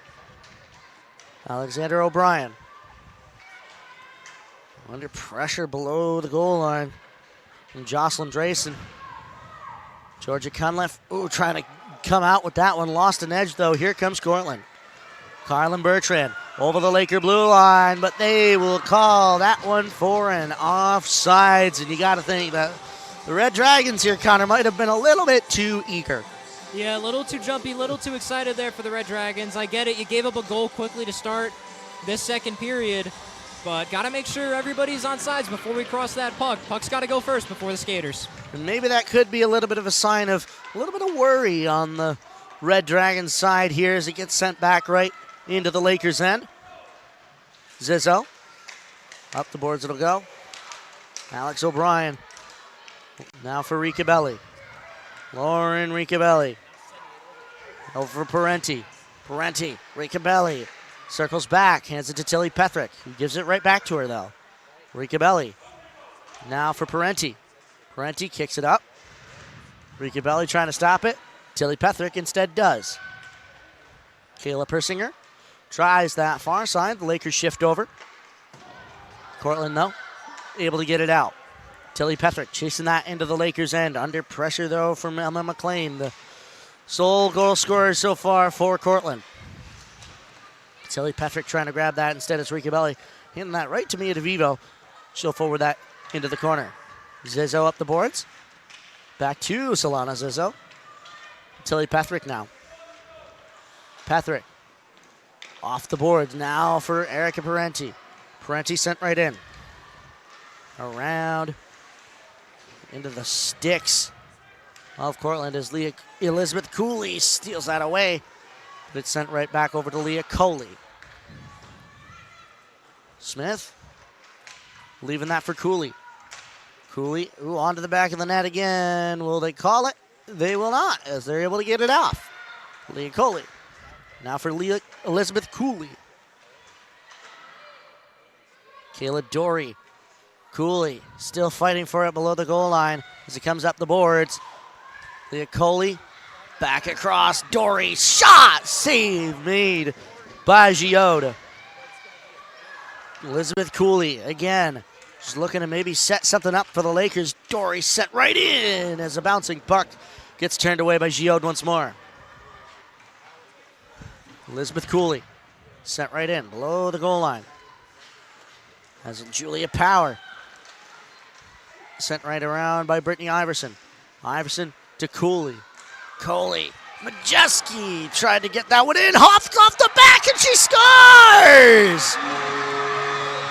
Jenna Majeski off the back of Eileen Giode.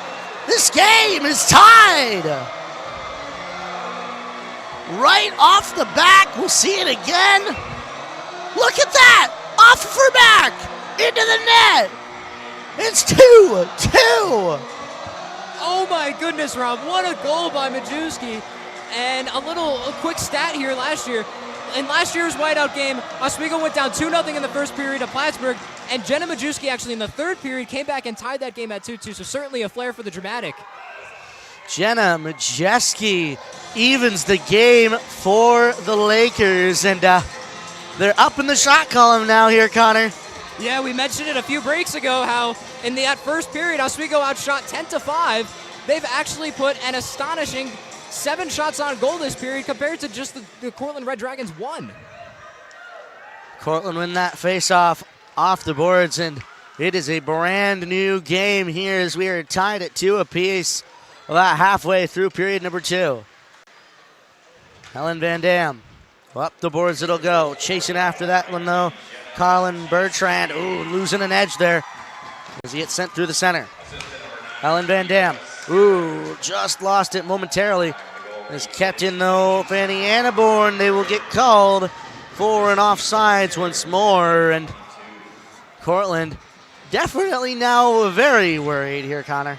Yeah, we mentioned earlier how Cortland kind of looked a little panicky so far to start out this second period, and I mean, certainly the panic has set in as they've quickly just let go of their 2-goal advantage. Solana Zizzo sent right through the legs of Natalie Lawrence as it gets back over towards the far side. Here comes Cortland. Garrett Cook, though, losing that to Shay J. Seal. It'll go to the boards. Cook again. Back over to the near side. Sent backhanded. Carlin Bertrand around. Genevieve Spraka. Back up for Bertrand. Sent back in. Zizzo chases. Sent towards the center. Instead, it's Georgia Cunliffe sending it off the boards. And so does Katie Demers to get it out of harm's way. Sent in by Cortland back. As that one goes all the way down as she had skated backwards a little bit too far. That one sent her over the red line, and we'll have an icing sent back in to the Cortland end. We're about 17 seconds away from being halfway through this game. Here tied 2-2 at the Deb, and with these teams just being one spot away from each other in the SUNY preseason standings, it certainly does not surprise me that we are tied almost halfway through this game. We knew it would be close here, Connor, and this is about as close as it gets. Julia Power, quick shot, turned away by Giode again, and she will cover that one up as to not make any mistake there. She's let too many risks go so far, so she'll take advantage of that one. Yeah, a smart play to cover up there just with the overwhelming amount of Laker pressure in the zone. We see so many Lakers in front of the net there. Great choice to cover it up for a whistle. 10:06 left to go. Face-off one back by Cortland. They'll send it over to the far side. Now it's Grace Caracas. Patrick to Power. Power, Rika Belli, Parenti. Up the boards, Erica Parenti from Chateauguay, Quebec. Sent out into the neutral zone. Power, Rika Belli. Sent right in. I think she wanted to put a little bit more mustard on that one, but didn't quite get it. Tilly Patrick right in the center, off on the near boards. Iwinski. Broken up by Elizabeth Cooley momentarily, but here comes Emma McLean. McLean sent right back in. Leah Coley. Coley all the way long for Megan Smith. He bounces over to Kayla Dory. Dory across. The pass is blocked up and redirected towards the boards. Elizabeth Cooley circles back. Megan Smith. Cooley. Megan sent around for Leah Coley. Coley back up for Dory now. Dory. Smith shot just a bit wide there. She wanted to take advantage of that one. She chose to fire it, but she didn't quite have her gun aimed yet. Below the goal line it'll go. Dory. Center round. Megan Smith grabbing that in the corner. Smith back for Dory as she almost lost her balance there below the goal line. As picking that one up, Kayla Persinger. Still that board battle ensues below the goal line. Gets squirted out now. Sydney Pinty, though, almost resetting that board battle. She'll protect it. Sydney Pinty, stolen away, slapped away even. I don't think either any of them knew quite where it was until they saw it and sent it back into the zone. Below the goal line, Fiona Searins in the near corner. Up the boards, it'll go towards the hash marks. Brittany Iverson, though, sending it over to the far side. Jay Seal keeps it in with a slap. Haley Hunter, kept in by Jay Seal again. Jay Seal sent in off the post, it looked like. Wow. Sent right across. Giode wanted to cover that one. Instead, it's Jay Seal now. Around for Searins. Fiona Searins tries to find Helen Van Dam, who's been calling for a shot many times. Brittany Iverson. Iverson trying to find an outlet. She had Helen Van Dam there, but just did not choose to send it. Shay J. Seal over the red line. Off the glass, deep into the zone it'll go. Carlin Bertrand. Bertrand for Georgia Cunliffe. Cunliffe right in, 2-on-1. Cunliffe shot, save made, she scores! Georgia Cunliffe, the freshman from Mill Grove, Ontario, gives the Lakers a lead.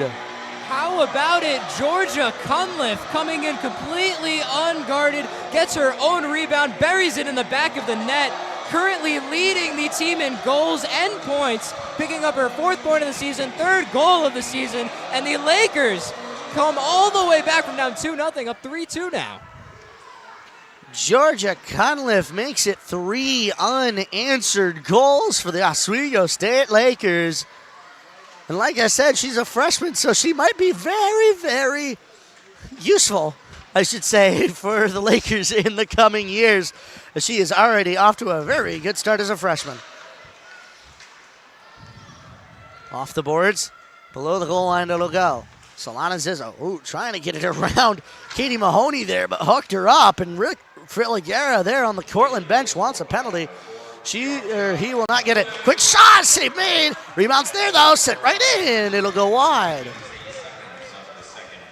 Joe Kopech now back for Haley. Getting pushed off of again. Now it's Tilly Patrick. Patrick getting forced to the boards there by Drew Kopech. Tried to get it up to Katie Demers, but instead it's Cortland going the other way. Cortland for Jocelyn Drayson. Deep in the Lakers' end. Drayson looking for an outlet, sends it across right into the hands, though, of Leah Coley. Below the goal line. Cortland steals, sent across, shot over the net. Coley fighting for it. Picking it up is Julia Power. Out of the zone it'll go. And wow, a quick opportunity there, Connor. What fortune for her to sail it over the net. Yeah, that was a scary, scary, scary offensive chance there for Cortland as they almost tie this game here. Unfortunately, you can see that shot just goes over the crossbar. But if you're Mia DeVivo, you got to be thanking your lucky stars that the Lakers still have a 1-goal lead here. That is very true, as DeVivo had that opportunity essentially handed to Cortland on a silver platter right in front of her crease. And she is thanking whatever Lord above there may be that one went over. Quick shot goes wide again. And Coley grabs it once more. Off the boards it'll go. Cortland sent in. Shot. Just turned away. Julia Power. Up the boards it'll go. Over the red line. Into the Cortland end. Julia Power lugs it herself. As O'Brien now with it. Alex O'Brien looking for an outlet. Finds Sydney Pinty at the top. O'Brien shot right in. Turned away by the stick of Aline Giode. Now for Power. Sent in again, just wide of O'Brien. As it's Pinty now. Sydney Pinty across for Elizabeth Cooley. Didn't quite grab it instead. Cooley. Elizabeth Cooley. Around for Megan Smith. Smith. Sent over towards the corner there. Up the boards it'll go. Just trying to get it out. Blocked by Elizabeth Cooley. Kayla Dory chasing after it. Dory for Cooley. Cooley. Now across. Van Dam tried to get a shot off. It's instead off the stick of Genevieve Spraka. And out of the zone it'll go. Here comes Kira Cook. Cook. Right in for Pinty. Tried to get it to Dory. Instead, Scarlett Bertrand taking it around the net of Giode. Majeski tried to get it sticked over there. It's Pinty. Now instead for Shea J. Seal. Over towards Grace Caracas. Able to win that one, sending it into the Lakers' end. J. Seal. Ooh, as both of those Cortland forwards just closed in on her. It's back over. Scarlett Bertrand taking it back around. To the top. McLean sending it in. Lakers just trying to control it in that near corner. Sent right towards the center, but no Dragons were there to get it. Here, don't be Dragons. Brittany Iverson. Sent right in off the pants there. Sent right in. Solana Zizzo. Around. Off the boards. Picking that one up instead. Quick passing between McLean and Persinger. Sends it right in. Searins going for it. Haley Hunter instead. Towards the top. Quick shot. Gloved up. Oh, but not covered by Mia DeVivo. The referee thought that she had caught that, but he was on the other side and did not see that that one rolled out of her glove. And Mia DeVivo, a little bit lucky again. Yeah, a bit of an unfortunate early whistle that just Cortland just can't seem to catch a break this second period. But with that being said, they still have the offensive zone face-off. Face-off won back by Cortland. Reversing that. Into the corner. Up to the top. Grabbing that instead. Mackenzie Brown. Quick shot. Save made by DeVivo again as she's having to earn her keep here in the last couple minutes. Yeah, DeVivo holds on to that one, and the last 2 minutes so far, Cortland has actually been slowly catching up to Oswego in shots here. Face off towards the side. Demirs picks it up. Off the boards. Long all the way down into the Cortland end. And Natalie Lons, even though she put on the Jets, was not able to beat it out. Yeah, sometimes you're just not going to win the race. Sometimes that does indeed happen here. Just you put all the wheels on you can here, Connor. But yeah, sometimes it doesn't work out for you like it has on other occasions. Granted, for the Lakers, they've been able to beat out a couple icings so far today, but not on that occasion. They'll be sent back into the Oswego end. Around for Ella Iwinski. Around back towards that far side. Natalie Lons. Exactly 2 minutes to go, left to go in this second period. As all the way down it will go. Natalie Lons able to beat out this one here, Connor. Lons around. Just carries it herself over to Leah Coley now. Coley sent in, just turned away. Julia Power back over for Erica Parenti. Parenti back for Power. Julia Power. Power for Ricabelli. Lauren Ricabelli grabbing that one. Circles back.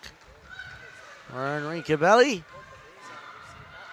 just trying to grab that herself. Off the boards, it'll go out of the zone as Erica Parenti tried to get that up to Julia Power. Just did not quite have the angle that she wanted to off the boards. Alex O'Brien back into the Dragons' end. Alex O'Brien around, getting a little hooked up there by Ainsley Delacour. Below, up the boards it'll go. Ainsley Delacour off the boards into the stick of Kara Cook. She's not able to get it out, but instead it'll get out off the stick of Jocelyn Drayson. right in front of the Lakers bench. Lyrica Belli towards Parenti. She'll try and skate for that one, but instead it's taken by Jocelyn Drayson. Here comes Drayson, swiped away though by Julia Power. She tried to put a shot on that. Kayla Dory now over for Elizabeth Cooley. Cooley sent back. Right on in, Ainsley Delacour for Helen Van Dam. Van Dam sent right in. Cortland, though, trying to reach for it. Elizabeth Cooley able to teke it in. 7 seconds left to go. Below the goal line, they'll grab it off the near boards. And that will do it for this second period of action here from the Deborah F. Stanley Arena. It's a much different score than it was that first period. The score after the first 40 minutes of regulation time, 3 for the Oswego State Lakers, still only 2 for the Cortland Red Dragons, and what a turnaround that was, Connor. Yeah, certainly a tale of 2 periods. Oswego coming out here, getting on the power play early to make that deficit just 1 goal, and then just scoring 2 unanswered goals at full strength, really showing that this team is capable of scoring 5-on-5. And on top of that, a little sneaky statistic, they currently lead the Red Dragons in shots. They put 10 shots on goal throughout that period, while the Red Dragons were only able to put on 4. Well, we'll send it down to the player tunnel as our own Eddie McAlpine has Jenna Majeski and Georgia Cunliffe down in the player tunnel. Eddie, what do you got for us? Thanks, guys. I'm with 2 of the goal scorers from that second period. They're a big period from you guys, scoring 3 total. Jenna, you had the game-tying goal. Talk about what you saw out there. A lot of bodies and just trying to get the puck to the net. A lot of rebounds. So. Now, we just spoke to your family moments ago, and we know they came from Orlando, Chicago, and Arizona. How cool is it to score not just in front of them, but for all of them to be here and see you score such a big goal? It's just awesome to have them here. They're my greatest supporters, and I love them so much. So see them in the stands, it's been great. Yeah. Awesome. Georgia, you scored the game giving you the lead. That's a big goal as well. As a freshman, how special is it to rise up in such a big moment? Oh my gosh, it feels amazing. I got my mom in the stand. She's always cheering me on. And I got my lineies that back me up too. It feels great. Finally, with a 1-goal lead heading into the third period, what adjustments will you guys be making? I think our energy just needs to get another notch up, and we're gonna get about 6 or 7 more shots on net. We're gonna fucking finish this game off. Oh yeah, oh yeah. Absolutely. Best of luck the rest of the way, guys. As for me, I'm Eddie McAlpine in the tunnel. We'll be right back here on WTOP 10.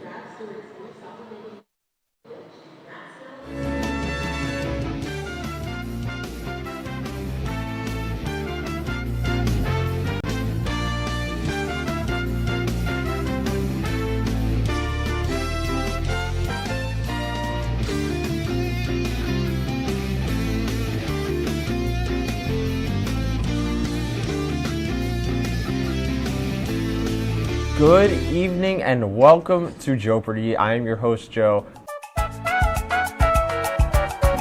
Hello, Simon. Joe is at this place. And I'm very concerned to see what Piper's answer is here. Sorry, it's a 98-page rule book. You guys are stumped still? Joe, I'm going to sound like a little snob here. It was not founded by Ray Kroc.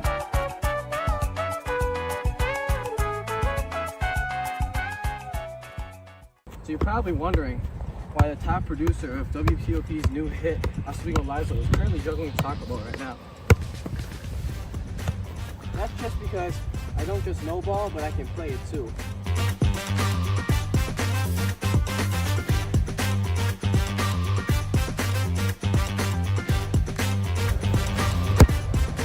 WTOP, live every other Sunday, 7 p.m. Tune in.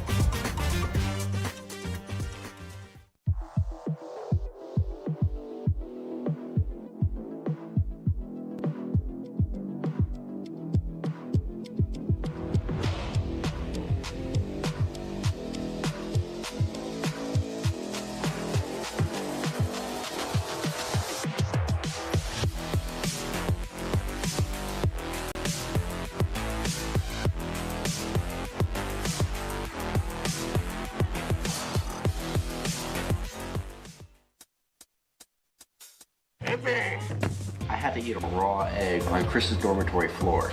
I currently don't have any federal pending charges. You know what you never did? You never walked to Walmart, Chris. That's my co-host. This is for making me eat roast Pop-Tarts. It's showtime, Crits. Come on. I want to be on the air for that. I got a couple things to say. No. Spin the wheel. Oh, you got censorship. Welcome back. Welcome back. Welcome back to... And welcome back to the Deborah F. Stanley Ice Hockey Arena for your Oswego State Lakers taking on the Cortland Red Dragons.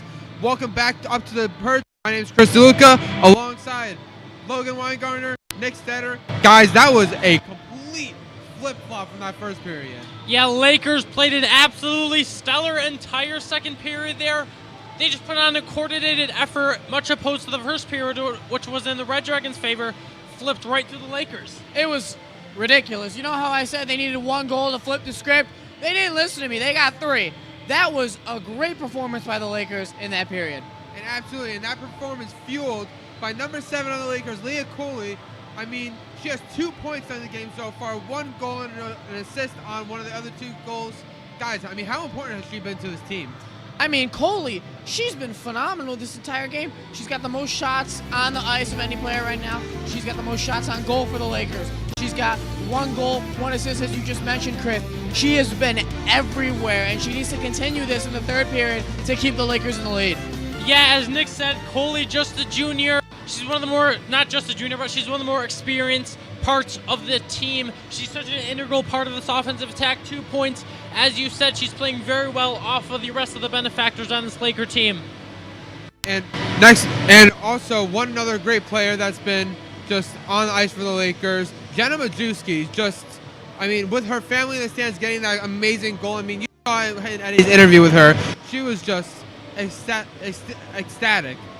Yeah, I want to say, I think Eddie McAlpine gave her a little bit of luck interviewing the family, and Majewski saw that maybe. She maybe looked up, saw a little interview. She said, that's going to fuel me, you know. It's a story. It might have happened. It might have not. But I think that Majewski, she's loving it out there. You can see her smiling in both interviews with her family and herself. She's having fun. Yeah, the Lakers are absolutely playing incredible. Majewski now with 2 goals on the season. This whole team just playing they're playing really well together as one unit, both defense and offense playing super well together. We saw Majewski, 2nd goal of the period, and then Sherry on top as the Lakers took the advantage 3-2. Absolutely, apologize for the mispronunciation. Jenna Majewski, just so crucial to this team.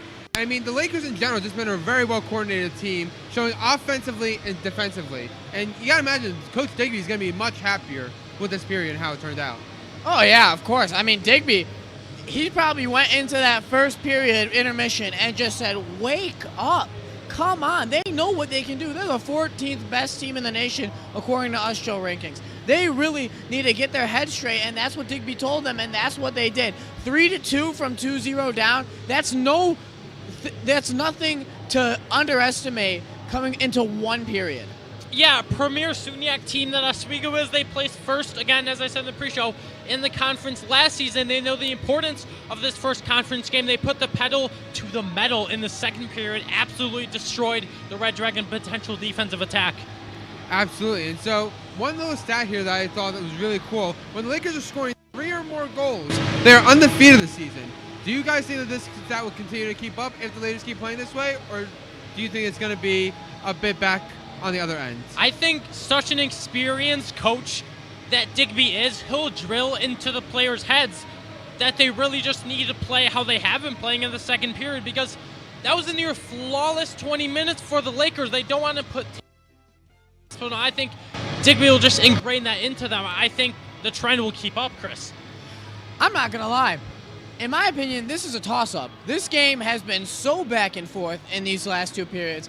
I don't know what's going to happen, and I'm very excited to see. Cortland could come back, pull 2 goals out of nowhere, or the Lakers could just hold this, maybe get another one, and seal this game. We don't know what's going to happen, and I'm really excited to see how this game ends up, because what a game we have on our hands. Absolutely. Speaking of that back and forth, in that first period, Cortland Red Dragons led the Oswego State Lakers in shots on goal 10-6. Now in the second period, it's completely flip-flop. Oswego leading the shots on goal 10-7.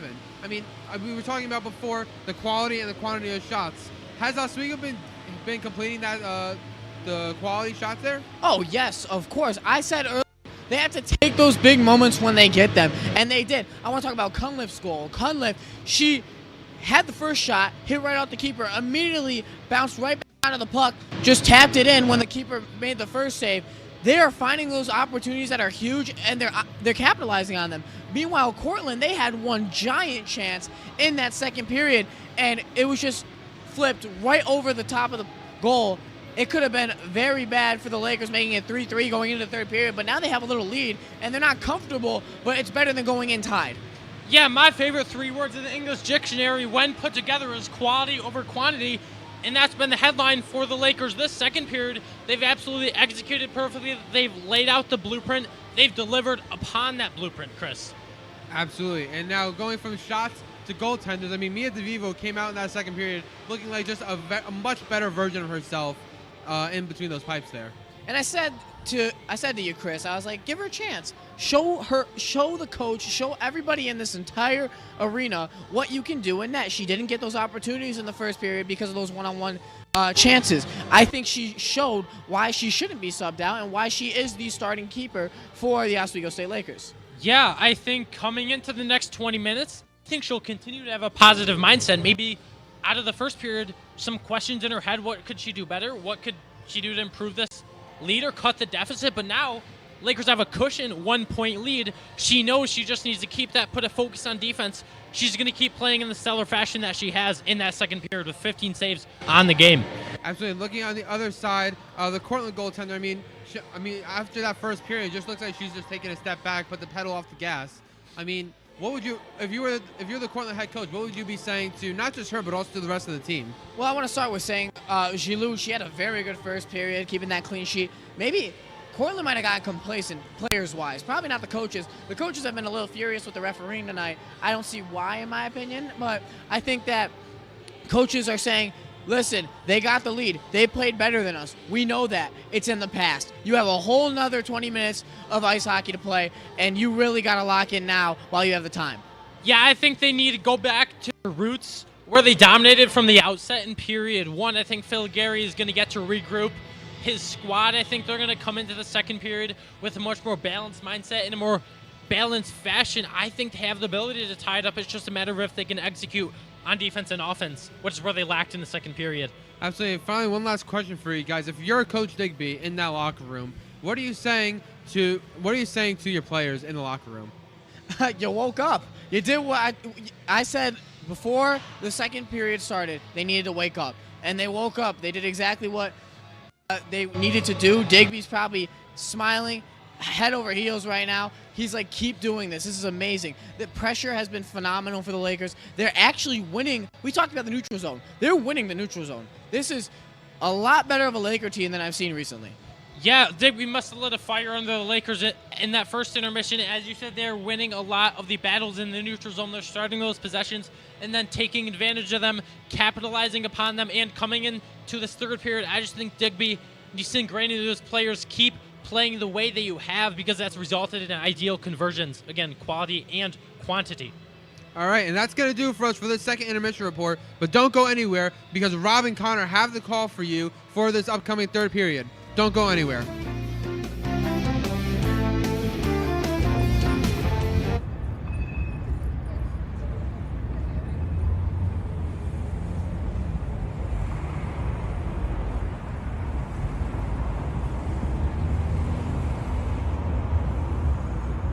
If you like action, romance, if you're watching this, and highbrow humor, what surface is this? Floor. Minch did not legitimately put his head in the toilet. there's only one place to turn. No! Tune in to new episodes of Oh boy! only on WTOP. What we do here is go back. Cooked! You know it's cooked when it's not raw anymore? Gordon Ramsay in the sea here. Cat cam. Because Kenny pulled a picture of him. Yeah.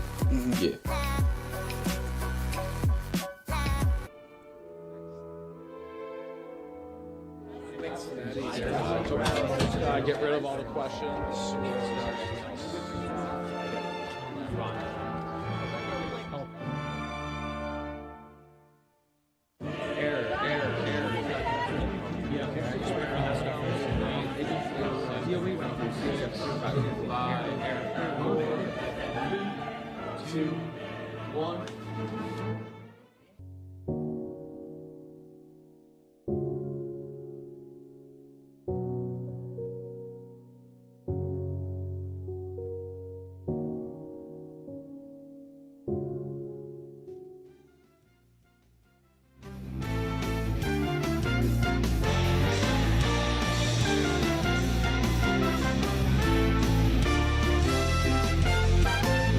Welcome back into the Deborah F. Stanley Arena. My name is Rob Finger alongside Connor Sangus, and we're back for period 3 of action between your Oswego State Lakers and the Cortland Red Dragons. The score after 40 minutes, 3 for the Lakers, 2 for the Dragons. And this one is coming very much down to the wire here, Connor. Yeah, kind of a tale of 2 periods so far. We played about 40 minutes so far. 1 period left to go here. Still technically anybody's game. Cortland just down by 1 here, and only down by 1 in terms of shots on goal. So fairly even in terms of scoring chances as we get ready for this neutral zone faceoff to start the 3rd period. And I mean, hey, the stat of it being a 1-goal game for Cortland every single game so far has held true so far. We'll see.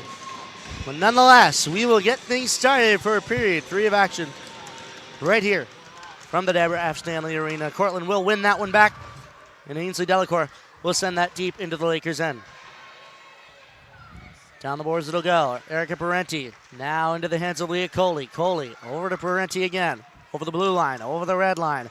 Into the hands of Rika Belli. She will dump it in. We've got an arm raised, though, and we've got a penalty coming up for, I believe, the Oswego State Lakers. What will be the call on this one, too, for interference? Interference the call, and I believe we'll see who. I think, yes, it is. It is Alex O'Brien going to the box and having to open the door herself there to get in the box, but nonetheless, a penalty kill now for the Lakers. Yeah, the Lakers going on their 15th penalty kill so far this season.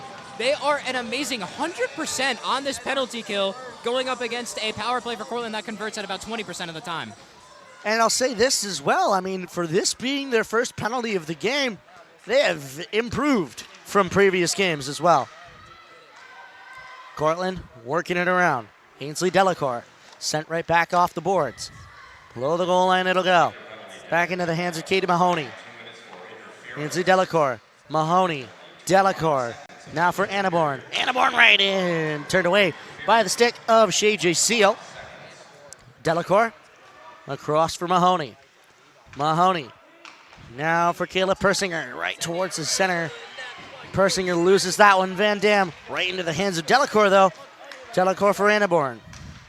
Anna Bourne below the goal line for Persinger. Kayla Persinger. Anna Bourne. Now Delacour.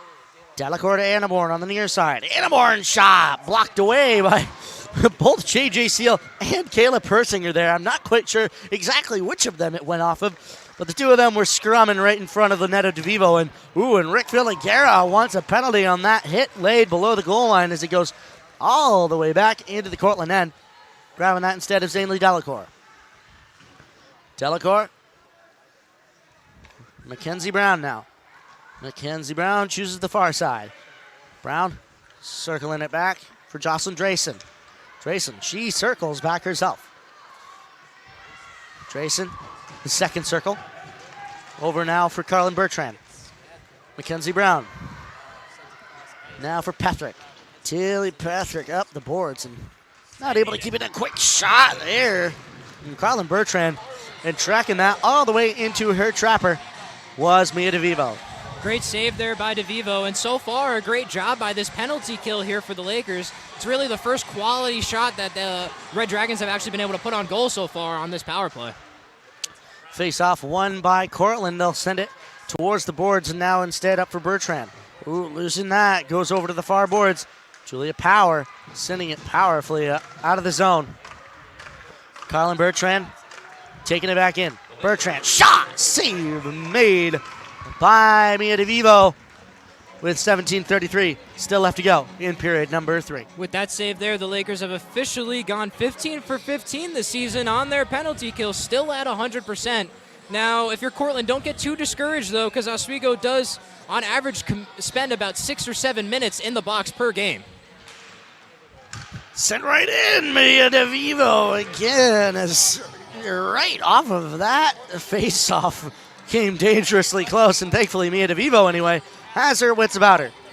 Mia DeVivo certainly showing her reaction time here on that quick save. Sent right back to Cortland. But now that they are not on that power play anymore, they'll have a little bit of a harder time as they already put a little bit of a shot on Mia DeVivo. Up the boards it'll go. Parenti stealing it away. Pinty trying to forward it up instead. Gets sent back. Emma McLean picking it up for Cortland. Iwinski. Iwinski off the boards. Jillian Dinsmore having to chase it. Dinsmore now for Emma McLean. Down the boards it'll go. Mia DeVivo. Now for Sydney Pinty. Pinty. Sent across. Off of Leah Coley's stick. And into the zone for Colin Bertrand. Bertrand, Delacour, into the neutral zone. Oh, just fighting for it. Just sticks tied up right in the neutral zone. They're not quite able to get a stick on it immediately, but they'll send it into the Cortland end. Off the near boards, all the way down it'll go, and that one will be an icing with 16:23 left to go in period number 3. So far, this has looked like a much slower Laker team about 4 minutes into this third period. Really seems like whatever team gets on that power play first kind of dominates for the majority of that period, using that early momentum to their advantage. Let's see, though, if the Lakers can kind of wake up here in the offensive zone. Face off to the right of Helene Giode as it goes back into the corner. Up the boards it'll go. Down deep into the Lakers end. Shay J. Seal chasing after it. Instead, it's Helen Van Dam picking it up. Off the boards it'll go for Jenna Majeski. Sent right in. Mia DeVivo touching that one. Instead, it'll go for Shay J. Seal. Van Dam right into the neutral zone. Cortland picks it up. Instead, it's Drew Kopech taking it. Kopech for Fanny Annaborn right in. As grabbing that, Jenna Majeski. Off it goes, down the boards it'll go. Brittany Iverson dumping it in. Going to grab that, Persinger. Now it's Katie Mahoney off the boards. Kopech. Kopech dumps. Tilly Pethrick grabs that instead. Pethrick high off the glass, all the way down, hopping over the stick of Mackenzie Brown. Katie Demers grabbing it. Natalie Lawns will send it towards the center. Pethrick. Oh, across for Zizzo, but that one goes over the blue line. They'll regroup. Tilly Pethrick. Around it goes. Into the corner. Kayla Persinger. Now Katie Mahoney able to get it up all the way up for Fanny Annaborn. She's alone. But taking that one away is Tilly Pethrick. It's Demers who sends it up for Lawns now. Lawns. Georgia Cunliffe and Solana Zizzo coming in. Zizzo. Now for Tilly Pethrick. Pethrick high over towards Lawns. Backhanded pass there. Georgia Cunliffe chasing after it, swiping at it with her stick. Up the boards it'll go, though, as Cortland looks to break it out. Keeping it in is Julia Power. Below the goal line. Jillian Dinsmore. Off the boards. All the way down the river that one will go, but beating it out is Genevieve Spraka. Cooley now for Dory. Keila Dory trying to grab that instead, but he goes down the boards. Leah Coley grabbing that. Coley, oh, a big move around Morgan Raymond. She goes sliding into the boards as the Laker bench likes that one. Sent across, chasing after it, Grace Caracas. Caracas coming across. Broken up, though, by the Lakers defense. It'll go back up the boards. Ainsley Delacour around the net of Helene Giode. Off the glass. Around for Helen Van Dam. Now for Pinty. Now to Rika Belli. Down for Sydney Pinty. Pinty for Helen Van Dam. Now for Megan Smith. Into the Cortland end. Carlin Bertrand. Now Ainsley Delacour. Off the boards it'll go. Here comes Cortland. Haley Hunter, shot just wide. That'll go over to O'Brien, just trying to get it out. Kayla Persinger able to keep it in momentarily. Oh, Rika Belli lays a hit there. No call will come, as I'm sure Rick Filiguera probably would have wanted one on the Cortland bench. But we'll send it deep into the Red Dragons' end. Oh, off the boards it comes. Here's Majeski. Backhander, shot save, made. Wow. As Cortland's able to recover, Katie Mahoney. Here she comes up the boards. Mahoney right in now on DeVivo. Sent back instead to Mackenzie Brown. Brown for Griffin. Griffin a shot. Over into the hands of Alex O'Brien now.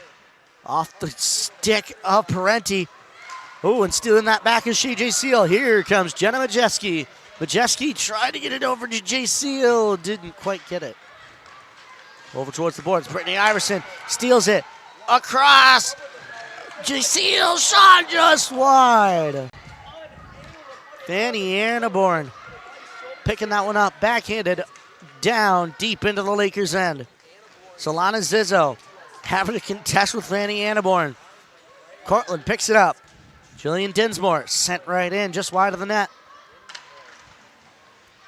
Ella Iwinski deep in the corner, fighting for it.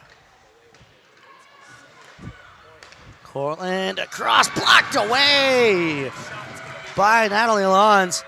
Off the back of the boards. Oh, set towards the center. Lons grabs that though. Natalie Lons over towards Cortland. Able to keep it in are the Dragons. Ella Iwinski a shot, blocked away again. Here come the Lakers. Brittany Iverson up towards Natalie Lons. She has to chase for it. Lons making a good move. Backhanded to Demirs. Demirs, shot, save made by Eileen Giode. We've got Eddie McAlpine down over around in this arena. We'll send it over to Eddie. Eddie, what do you have for us? Thanks, guys. I'm down here right in the first row by the ice. It's the last period of play, just about halfway through it, and the tension is definitely high. We'll have to see what happens the rest of the way. It's plays just about back here at the Deb. Very, very true, Eddie. It's a very close game right here, and you've got about a front row seat down there on the ice. As Georgia Cunliffe sent right in again. Another shot turned away by Eileen Giode. Around for Katie Demirs. Demirs, pushing her down towards the ice is Ainsley Delacour. Off the glass it'll go. Up past Julia Power. She's just trying to control it. She'll give it to Tilly Patrick. Patrick, tried to get it to Georgia Cunliffe. Just wide it'll go. And that one will be an icing with 10:22 left to go in period number 3. Yeah, a bit of an unfortunate icing here for the Lakers, as now they will be forced. Oh, no, never mind. Looks like we are going to have a neutral zone face-off, actually. Another face-off move back into the neutral zone. A bit of a reoccurring theme from today's game. I was about to say, yeah, that's about the second or third time that's happened so far today, especially on icings. But sometimes those redirections are a little bit hard to see. And I talk as a guy who formerly did referee for USA Hockey as it gets sent right in on Mia DeVivo. She will cover that one up with 10:13 now left to go in period number 3, and we are even at shots here, Connor. Even in shots, and for the majority of this period, even in terms of the quality of these scoring chances, I mean, 10-13 left, this could really go either way, Rob. Lakers sending it all the way around, grabbing that Mackenzie Brown, or at least trying to anyway.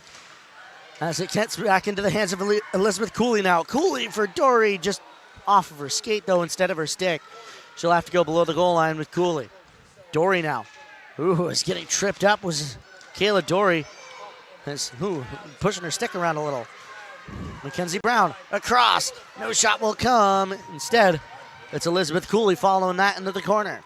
Cooley up the boards. Dory right past the Laker bench.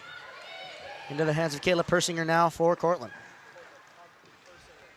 Back off the stick of Victoria Griffin. Into the zone it'll go.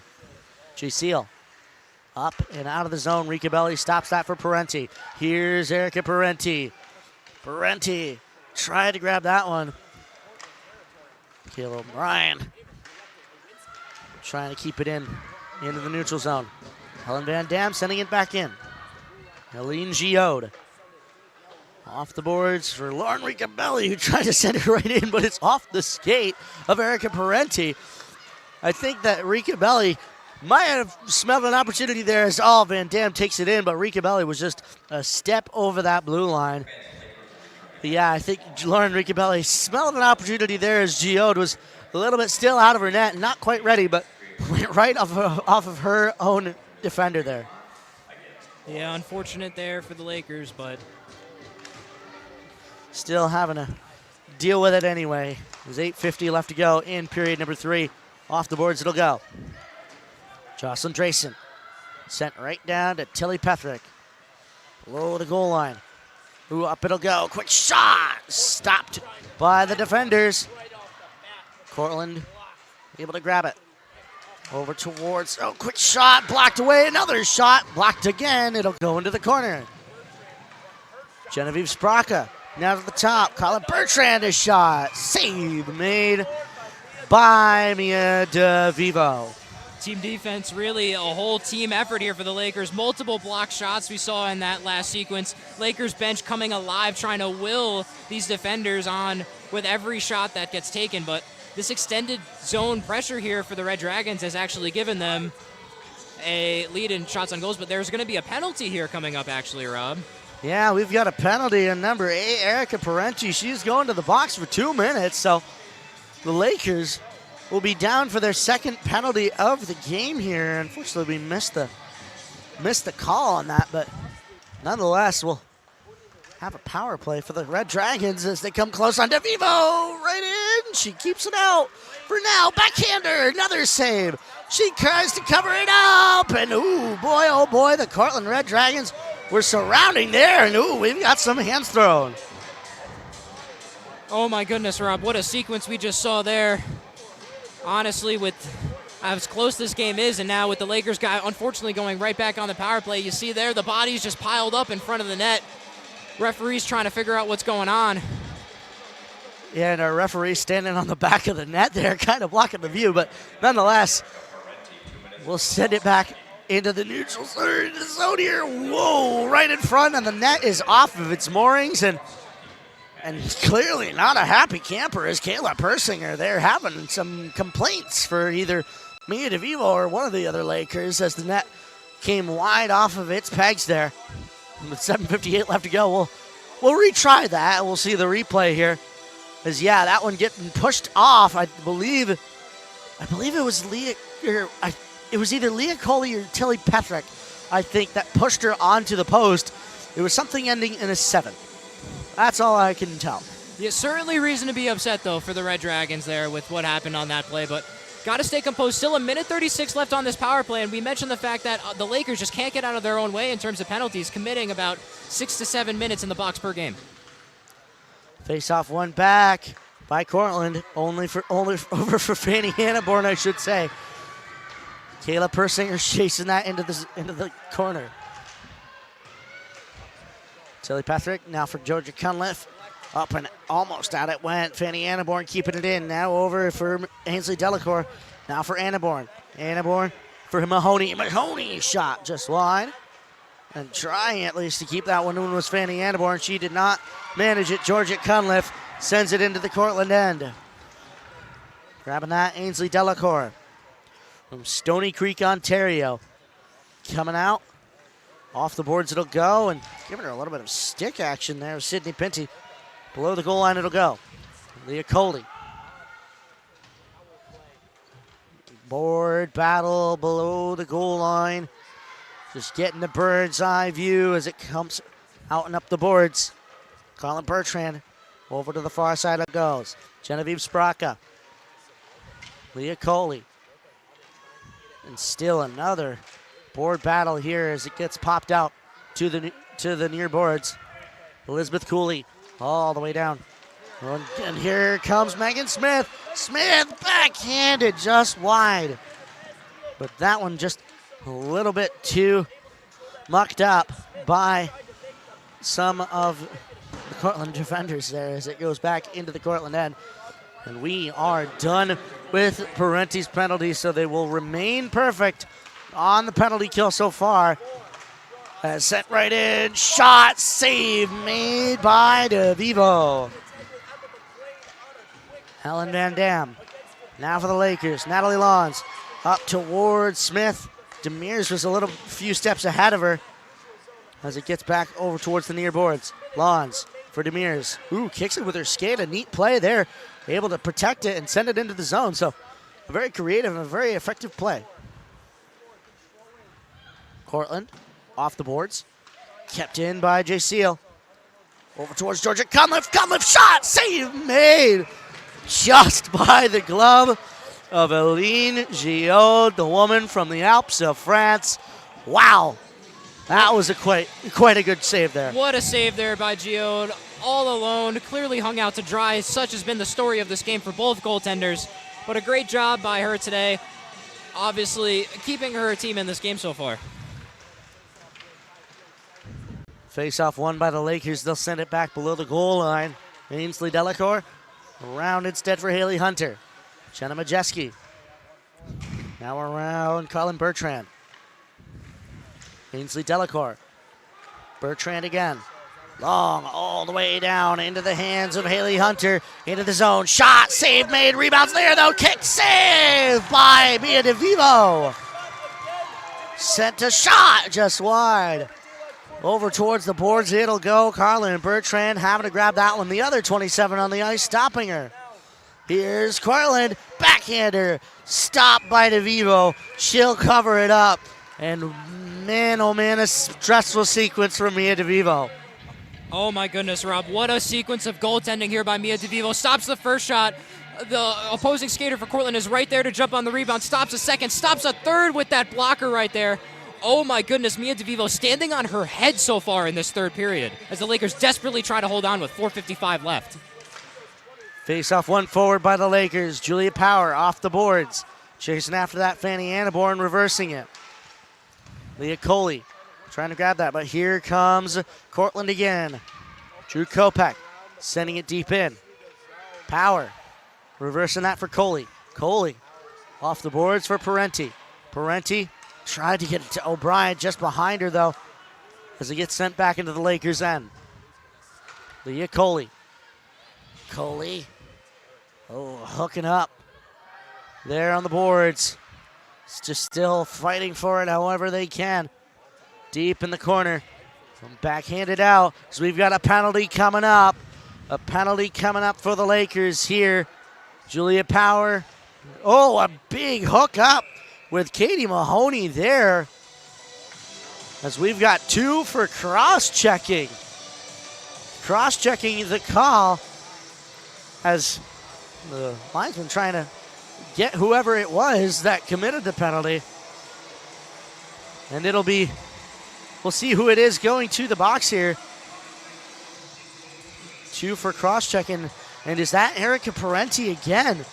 Yes, it's Erica Parenti going to the box, and she is looking a little fed up with this. Yeah, I mean, two cross-checking penalties on the Lakers today, both committed by Erica Parenti. I know I keep making the 6-7 joke. The Lakers, on average, will spend 6 to 7 minutes in the penalty box per game, and that is true here, as this is their third 2-minute penalty. For all the kids at home, I hope you've been doing that little emote along with me. But certainly for the Lakers and head coach Mark Digby, this is not what you want. I mean, you can see the look of just defeat on Parenti's face there as she sits in the box. And the Lakers, for the next 2 minutes, are really just going to have to hope that Mia DeVivo can continue to stand on her head, as they've just been overwhelmed by the amount of shots that Cortland has been able to throw on goal. And for Cortland, I know I'm not head coach Rick Filigera, but the only 2 goals that you've scored today have come off of Emma McLean, and she's your top goal scorer. It amazes me that she is not on either of your 2 power play units. Yeah, honestly, now that you've mentioned that it would seem like a no-brainer here, Connor, as we just saw the penalty committed by Erica Parenti there, sending number 22, Drew Kopech, unfortunately head first into the boards. So, well, I'll say this, Erica Parenti is very lucky to be leaving that with only a 2-minute minor, especially for the damage that a play like that and a check like that may cause. But nonetheless, we'll have a Laker penalty kill here with 4:02 left to go in period number 3. Cortland will set up on the power play. Fanny Anneborn at the top. Now down for Carla Bertrand. Shot right in. Over towards the boards it'll go. Anneborn. Now for Mahoney. Mahoney shot just wide. Jay Seal just hooking up Makiria Cook there. There's now Fanny Anneborn. Katie Mahoney sends it into the corner. Carlin Bertrand there. Elizabeth Cooley. Carlin Bertrand. Bertrand comes out with it. Reverses direction. Up the boards. Bertrand still just protecting that puck. Now it's down for Kira Cook. Now up for Fanny Anneborn. Katie Mahoney sent right in to DeVivo. And she will cover that one up with 3:14 now left to go in period 3 and only 1:12 in that penalty for Parenti.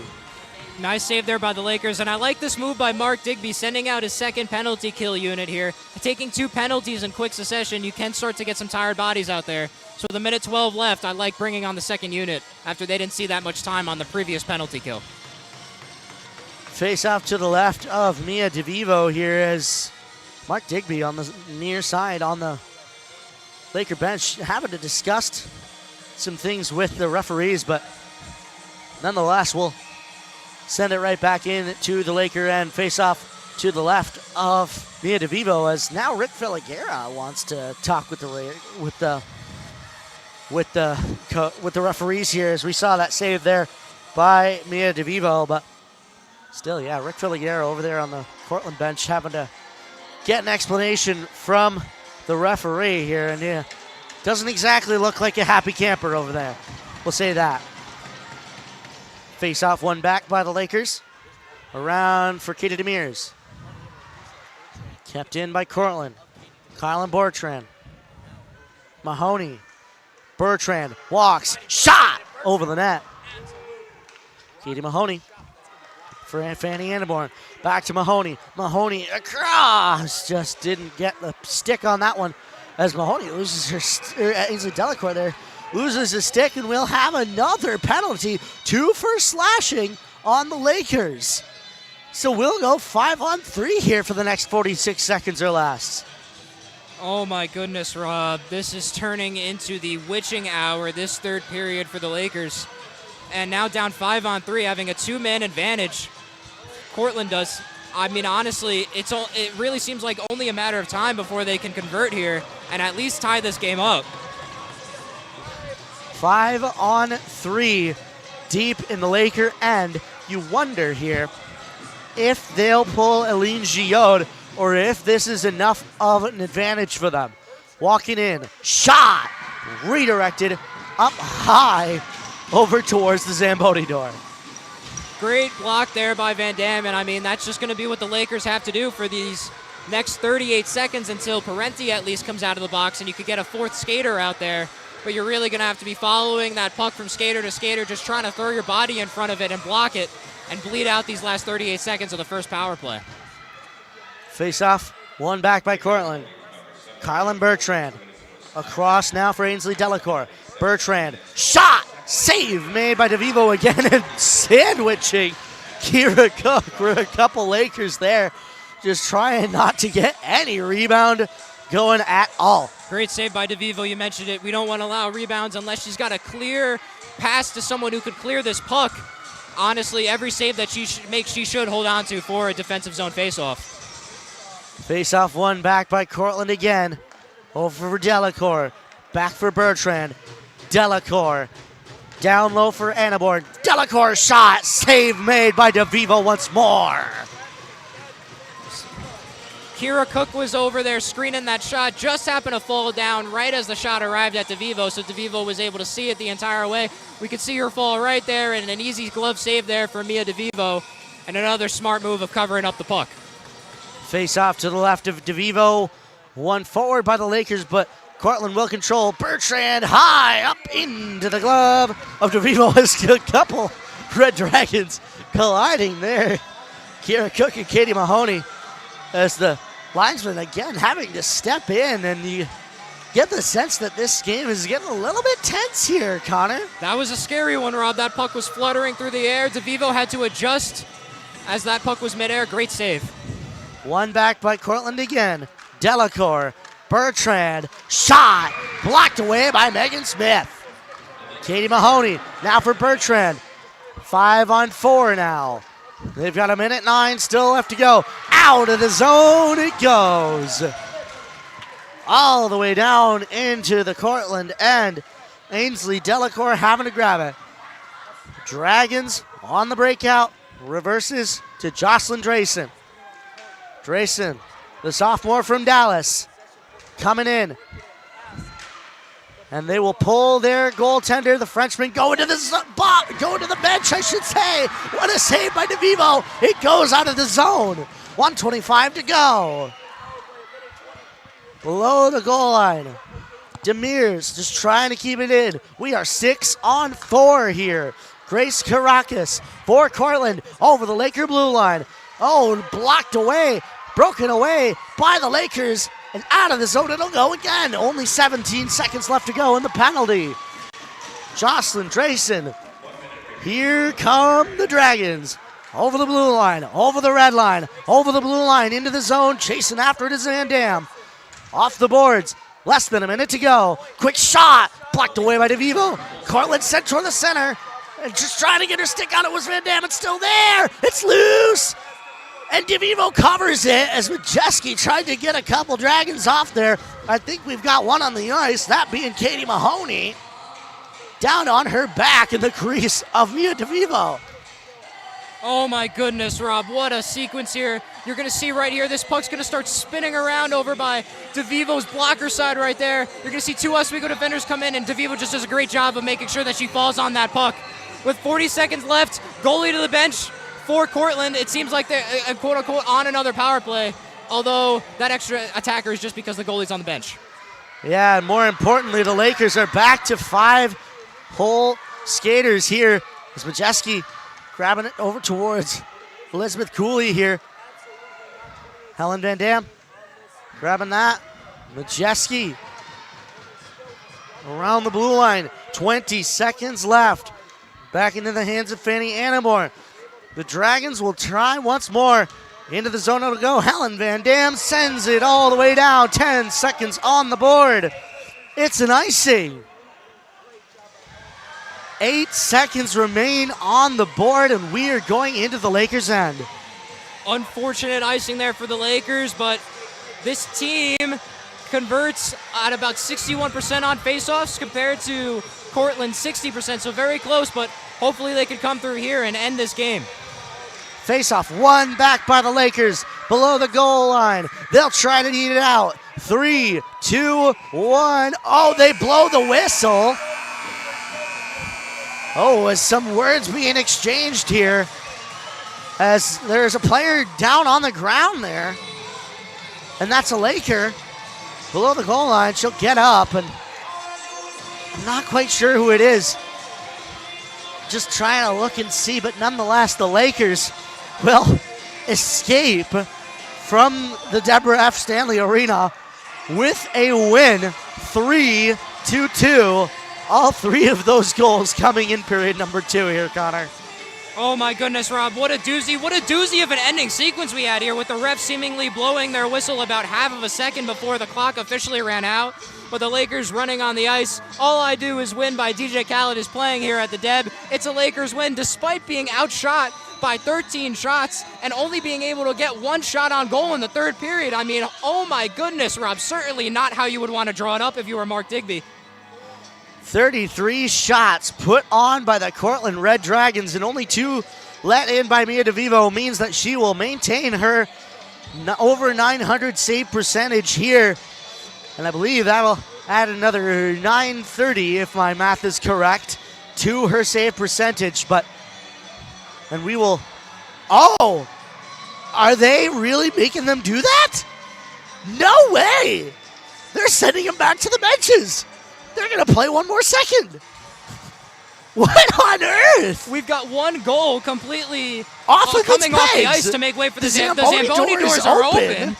Both player doors are open. And the referees, there's half a second on the board. On the 0.5. right now, Are Rob. you kidding me? They're making them play 0.5 of a second. Are you kidding me? Are you really kidding me? No way. There's time for the face-off and maybe a quick shot for Cortland, but, I mean, come on. Never in my life, never in the years of my watching of hockey have I ever seen something like this. And the what fans on in the Deb Lord's are green earth? Angry. Rightfully so. Yeah. It's 3-2. It should have ended. What is going on? What is this? This ain't no encore. And that's the game. That's it. Ooh, and we've got an actual fight here. Oh, boy. Hands being thrown genuinely now, and now the Lakers can really celebrate as it's official now, I guess, in some way. But I'm still flabbergasted, Connor. Rob, this game certainly had it all. I mean, just a crazy ending. We kind of gave you our final thoughts, and then both teams had to come right back on the ice and play one face-off. Yeah. I mean, honestly, what did the refs think would happen with half a second left? And I feel for the man that we're going to send it down to here in a minute, Eddie McAlpine, who's on the ice. I feel for him having to come back off the ice, being like, wait, hold on, what's going on? But nonetheless, the Lakers officially now will leave the Deborah F. Stanley Arena with a win, 3-2. 33 shots on the goal for the Red Dragons, only 20 for the Lakers. And like I said, they will keep the good vibes going, the Oswego State Lakers, here at their home arena. Yeah, certainly. Great way to start the season. Great way to start SUNYAC play. 1-0 in SUNYAC play, especially when this Cortland team was ranked ahead of you in the SUNYAC preseason polls. So a great statement win here today at home, and the Lakers took care of business on Alumni Weekend. Absolutely. So, like I said, final score here, 3 for the Oswego State Lakers, 2 for the Cortland Red Dragons. We'll send it down to that man aforementioned here. Eddie McAlpine is down on the ice with Mia DeVivo and another Laker down there. Eddie, what do you have for us? Thanks, guys. I'm down here with Leah Coley and Mia DeVivo. Guys, congratulations on the big win. Leah, I want to start with you. You scored your first goal of the season at a pretty big moment that ended up being a big momentum swing in that 3-goal second period. Talk to me a little bit about that. Yeah, coach came into the locker room and said we got to start working harder, and it ended up that was a really great shift for me and my teammates, and the puck went in the net. Awesome. Now, that was a pretty big game, and you scored at a pretty big time. How special is that to you? It's so special. We earned our time at our team, and I'm so grateful to be a part of it. Awesome. Mia, now to you. After allowing 2 goals in the first period, you had a clean sheet the rest of the way. You stepped up for your teammates in a big moment. What's that like for you? I mean, it wasn't just me. They stepped up too. Like, it was a rough start, and I'm glad they came back for me in the end. Awesome. Now, how do you stay locked in during close games like this? What are your strategies? Honestly, I don't really have one. I just love the game. I love being here, and I love my teammates, so I do it for them. Thank you guys so much. Congratulations on the big win. Now I'm going to send things back to Rob. As always, I'm Eddie McAlpine here on the ice. Joining me was Leah Coley and Mia DeVivo. I'm going to send things back to you, Rob. Thank you very much, Eddie. The final score here, 3 for Oswego, only 2 for Cortland on a exciting, if not slightly weird, game here, Connor. Any final thoughts before we send it back to our post-game show? Just want to give my props to Mark Digby. I mean, from going down quickly 2-0 in that opening period, those 2 goals that Oswego gave up to Emma McLean, I mean, certainly not what you want, but great job to rally this team in between that first and second intermission, and that really just speaks to how they were able to hold on here in that third period. Well, what a day it has been so far, but we are not quite done yet. You'll want to join us for our men's broadcast later tonight as Kenny and Polly will take our spots here in the press box for their men's game between the Oswego State Lakers and the Plattsburgh State Cardinals. But don't go away, ladies and gentlemen. We'll send it back over to the perch for our post-game show. For Connor Sangis, I've been Rob Finger. You've been watching WTOP 10's coverage of Oswego Lakers women's hockey.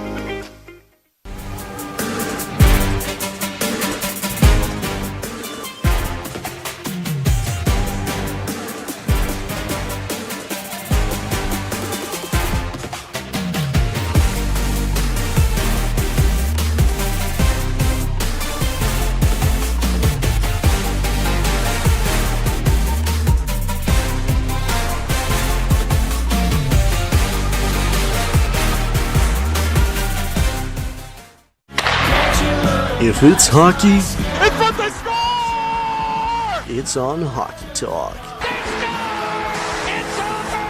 Join Rob Finger and his panel of guests Their behavior against easy teams. How do you lose to the Bruins twice? as they take you through the hockey world. We welcome you with open arms. Tune into Hockey Talk, Mondays at 9:30 after East Coast hockey games, only on WTOP.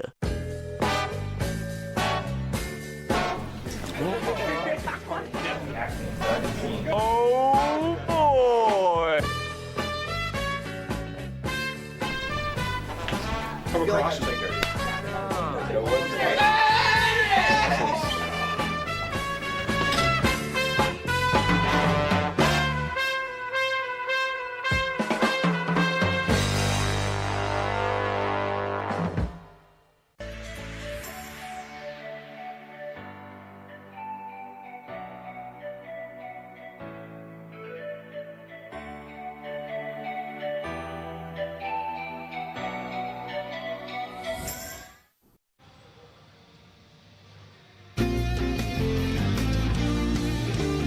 Welcome back to the post game show.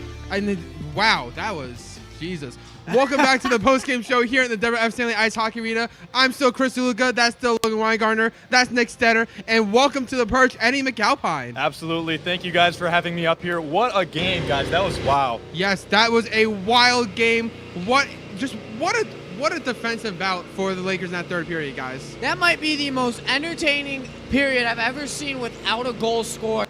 And the Lakers needed a hero that period, and that hero was Mia DeVivo. Mia DeVivo, coming into that period, had a save percentage of .857. She increased that save percentage in that one period to .943, finishing with 33 saves. Yeah, I mean, you can't say enough about DeVivo. As I said in the pre-show, she's the backbone of this Laker defense, solidifying herself as one of the premier goalies in the SUNY, already making her mark in conference play. Absolutely. She had a great game. I had the chance to speak with her moments ago. I mentioned how she allowed the 2 goals in the first period and had a clean sheet the rest of the way. I gave her her credit. What a great performance tonight from Mia DeVivo. Absolutely. Speaking of Mia DeVivo, there was so many chances for Cortland throughout that period, such as with 8 minutes to go, DeVivo falling on the puck and after a chance in net from Cortland. I mean, she's just been such amazing for the Lakers here, especially after the loss of Lexi Levy from last year. Yeah, shades of Levy in that last period performance. That was a phenomenal performance. She had a triple save at one point. She was everywhere on the ice. The Lakers needed her, and she came through. What a performance. And to think we were questioning about subbing her in the first period. Yeah, that might not have been a good discussion to have there. But one of the other things that the Lakers have been doing so well, not just Mia DeVivo defensively in net, but also the players themselves, getting in front of pucks, blocking it, stopping the puck from getting to the net. One such player, Shay J-Seal, just amazing tonight with 4 blocks on the game. Yeah, she's again, as DeVivo is, but when you speak about team defense in front of the net, you have JCL, one of the premier defensive pieces on this Oswego Laker team. You cannot understate her impact. Yeah, Lakers defense really stepped up when it mattered. Like I said, that third period, scoreless on both sides. So the defensive effort is what gave them the 1-goal victory. Of course, they won this one 3-2. But I give much applause to the Lakers defense tonight as they were able to seal the deal here at the Deb. Yeah, they came together as one. Absolutely. And as we got closer to the end of the game there, it started to get a little chippy out there. Started to see shades of maybe some WWE out there with the with some punches being thrown. I mean, when it gets to a point like that, when the game's getting chippy, I mean, how important is it for the Lakers to stay focused and not take bad penalties like they did today? The team that keeps their head is the team that's going to win that game no matter what. If emotions flare that entire game, you're going to lose that game because that team's already in their head. Cortland were getting chippy after every faceoff. They were getting angry. They were down by 1, and they needed to get back into that game. Even in the 3-on-5, they couldn't get through on the 3-on-5, which, by the way, I want to mention, the crowd was erupting during every block. That was an amazing atmosphere to be in. But, yeah, they got their emotions too caught up. Yeah, I mean, the game certainly got physical in the latter stages, but again, as you said, it's about the team who's able to stay composed during that, and that was the Lakers as they still applied an urgent defensive and offensive attack, and they just really denied any Cortland Red Dragon opportunities on their power play. Absolutely, yeah. I was down there right up against the glass for some of the game. You could just feel the tension. I mean, the energy is there. These are two great SUNY teams that are going at it. Of course, the stakes are high. The Lakers wanting to win this one as it was alumni weekend. They have former alumni of the team here to watch, and they were just going at it all game. Ultimately, the Lakers came out on top, and just a great effort from both sides. But as you guys were saying, just wait for the Lakers to step up on such a big night. Absolutely, and that's going to do it here for the post-game show. But don't go anywhere because men's hockey versus Plattsburgh is going to be coming up. Pre-game show for that starts at 6:30. But for now, that's going to be it from us. I'm Chris DeLuca alongside Logan Weingartner, Nick Stetter, Eddie McAlpine, our play-by-play and color commentators, Rob Finger and Connor Sangus, our producer Joe Simon.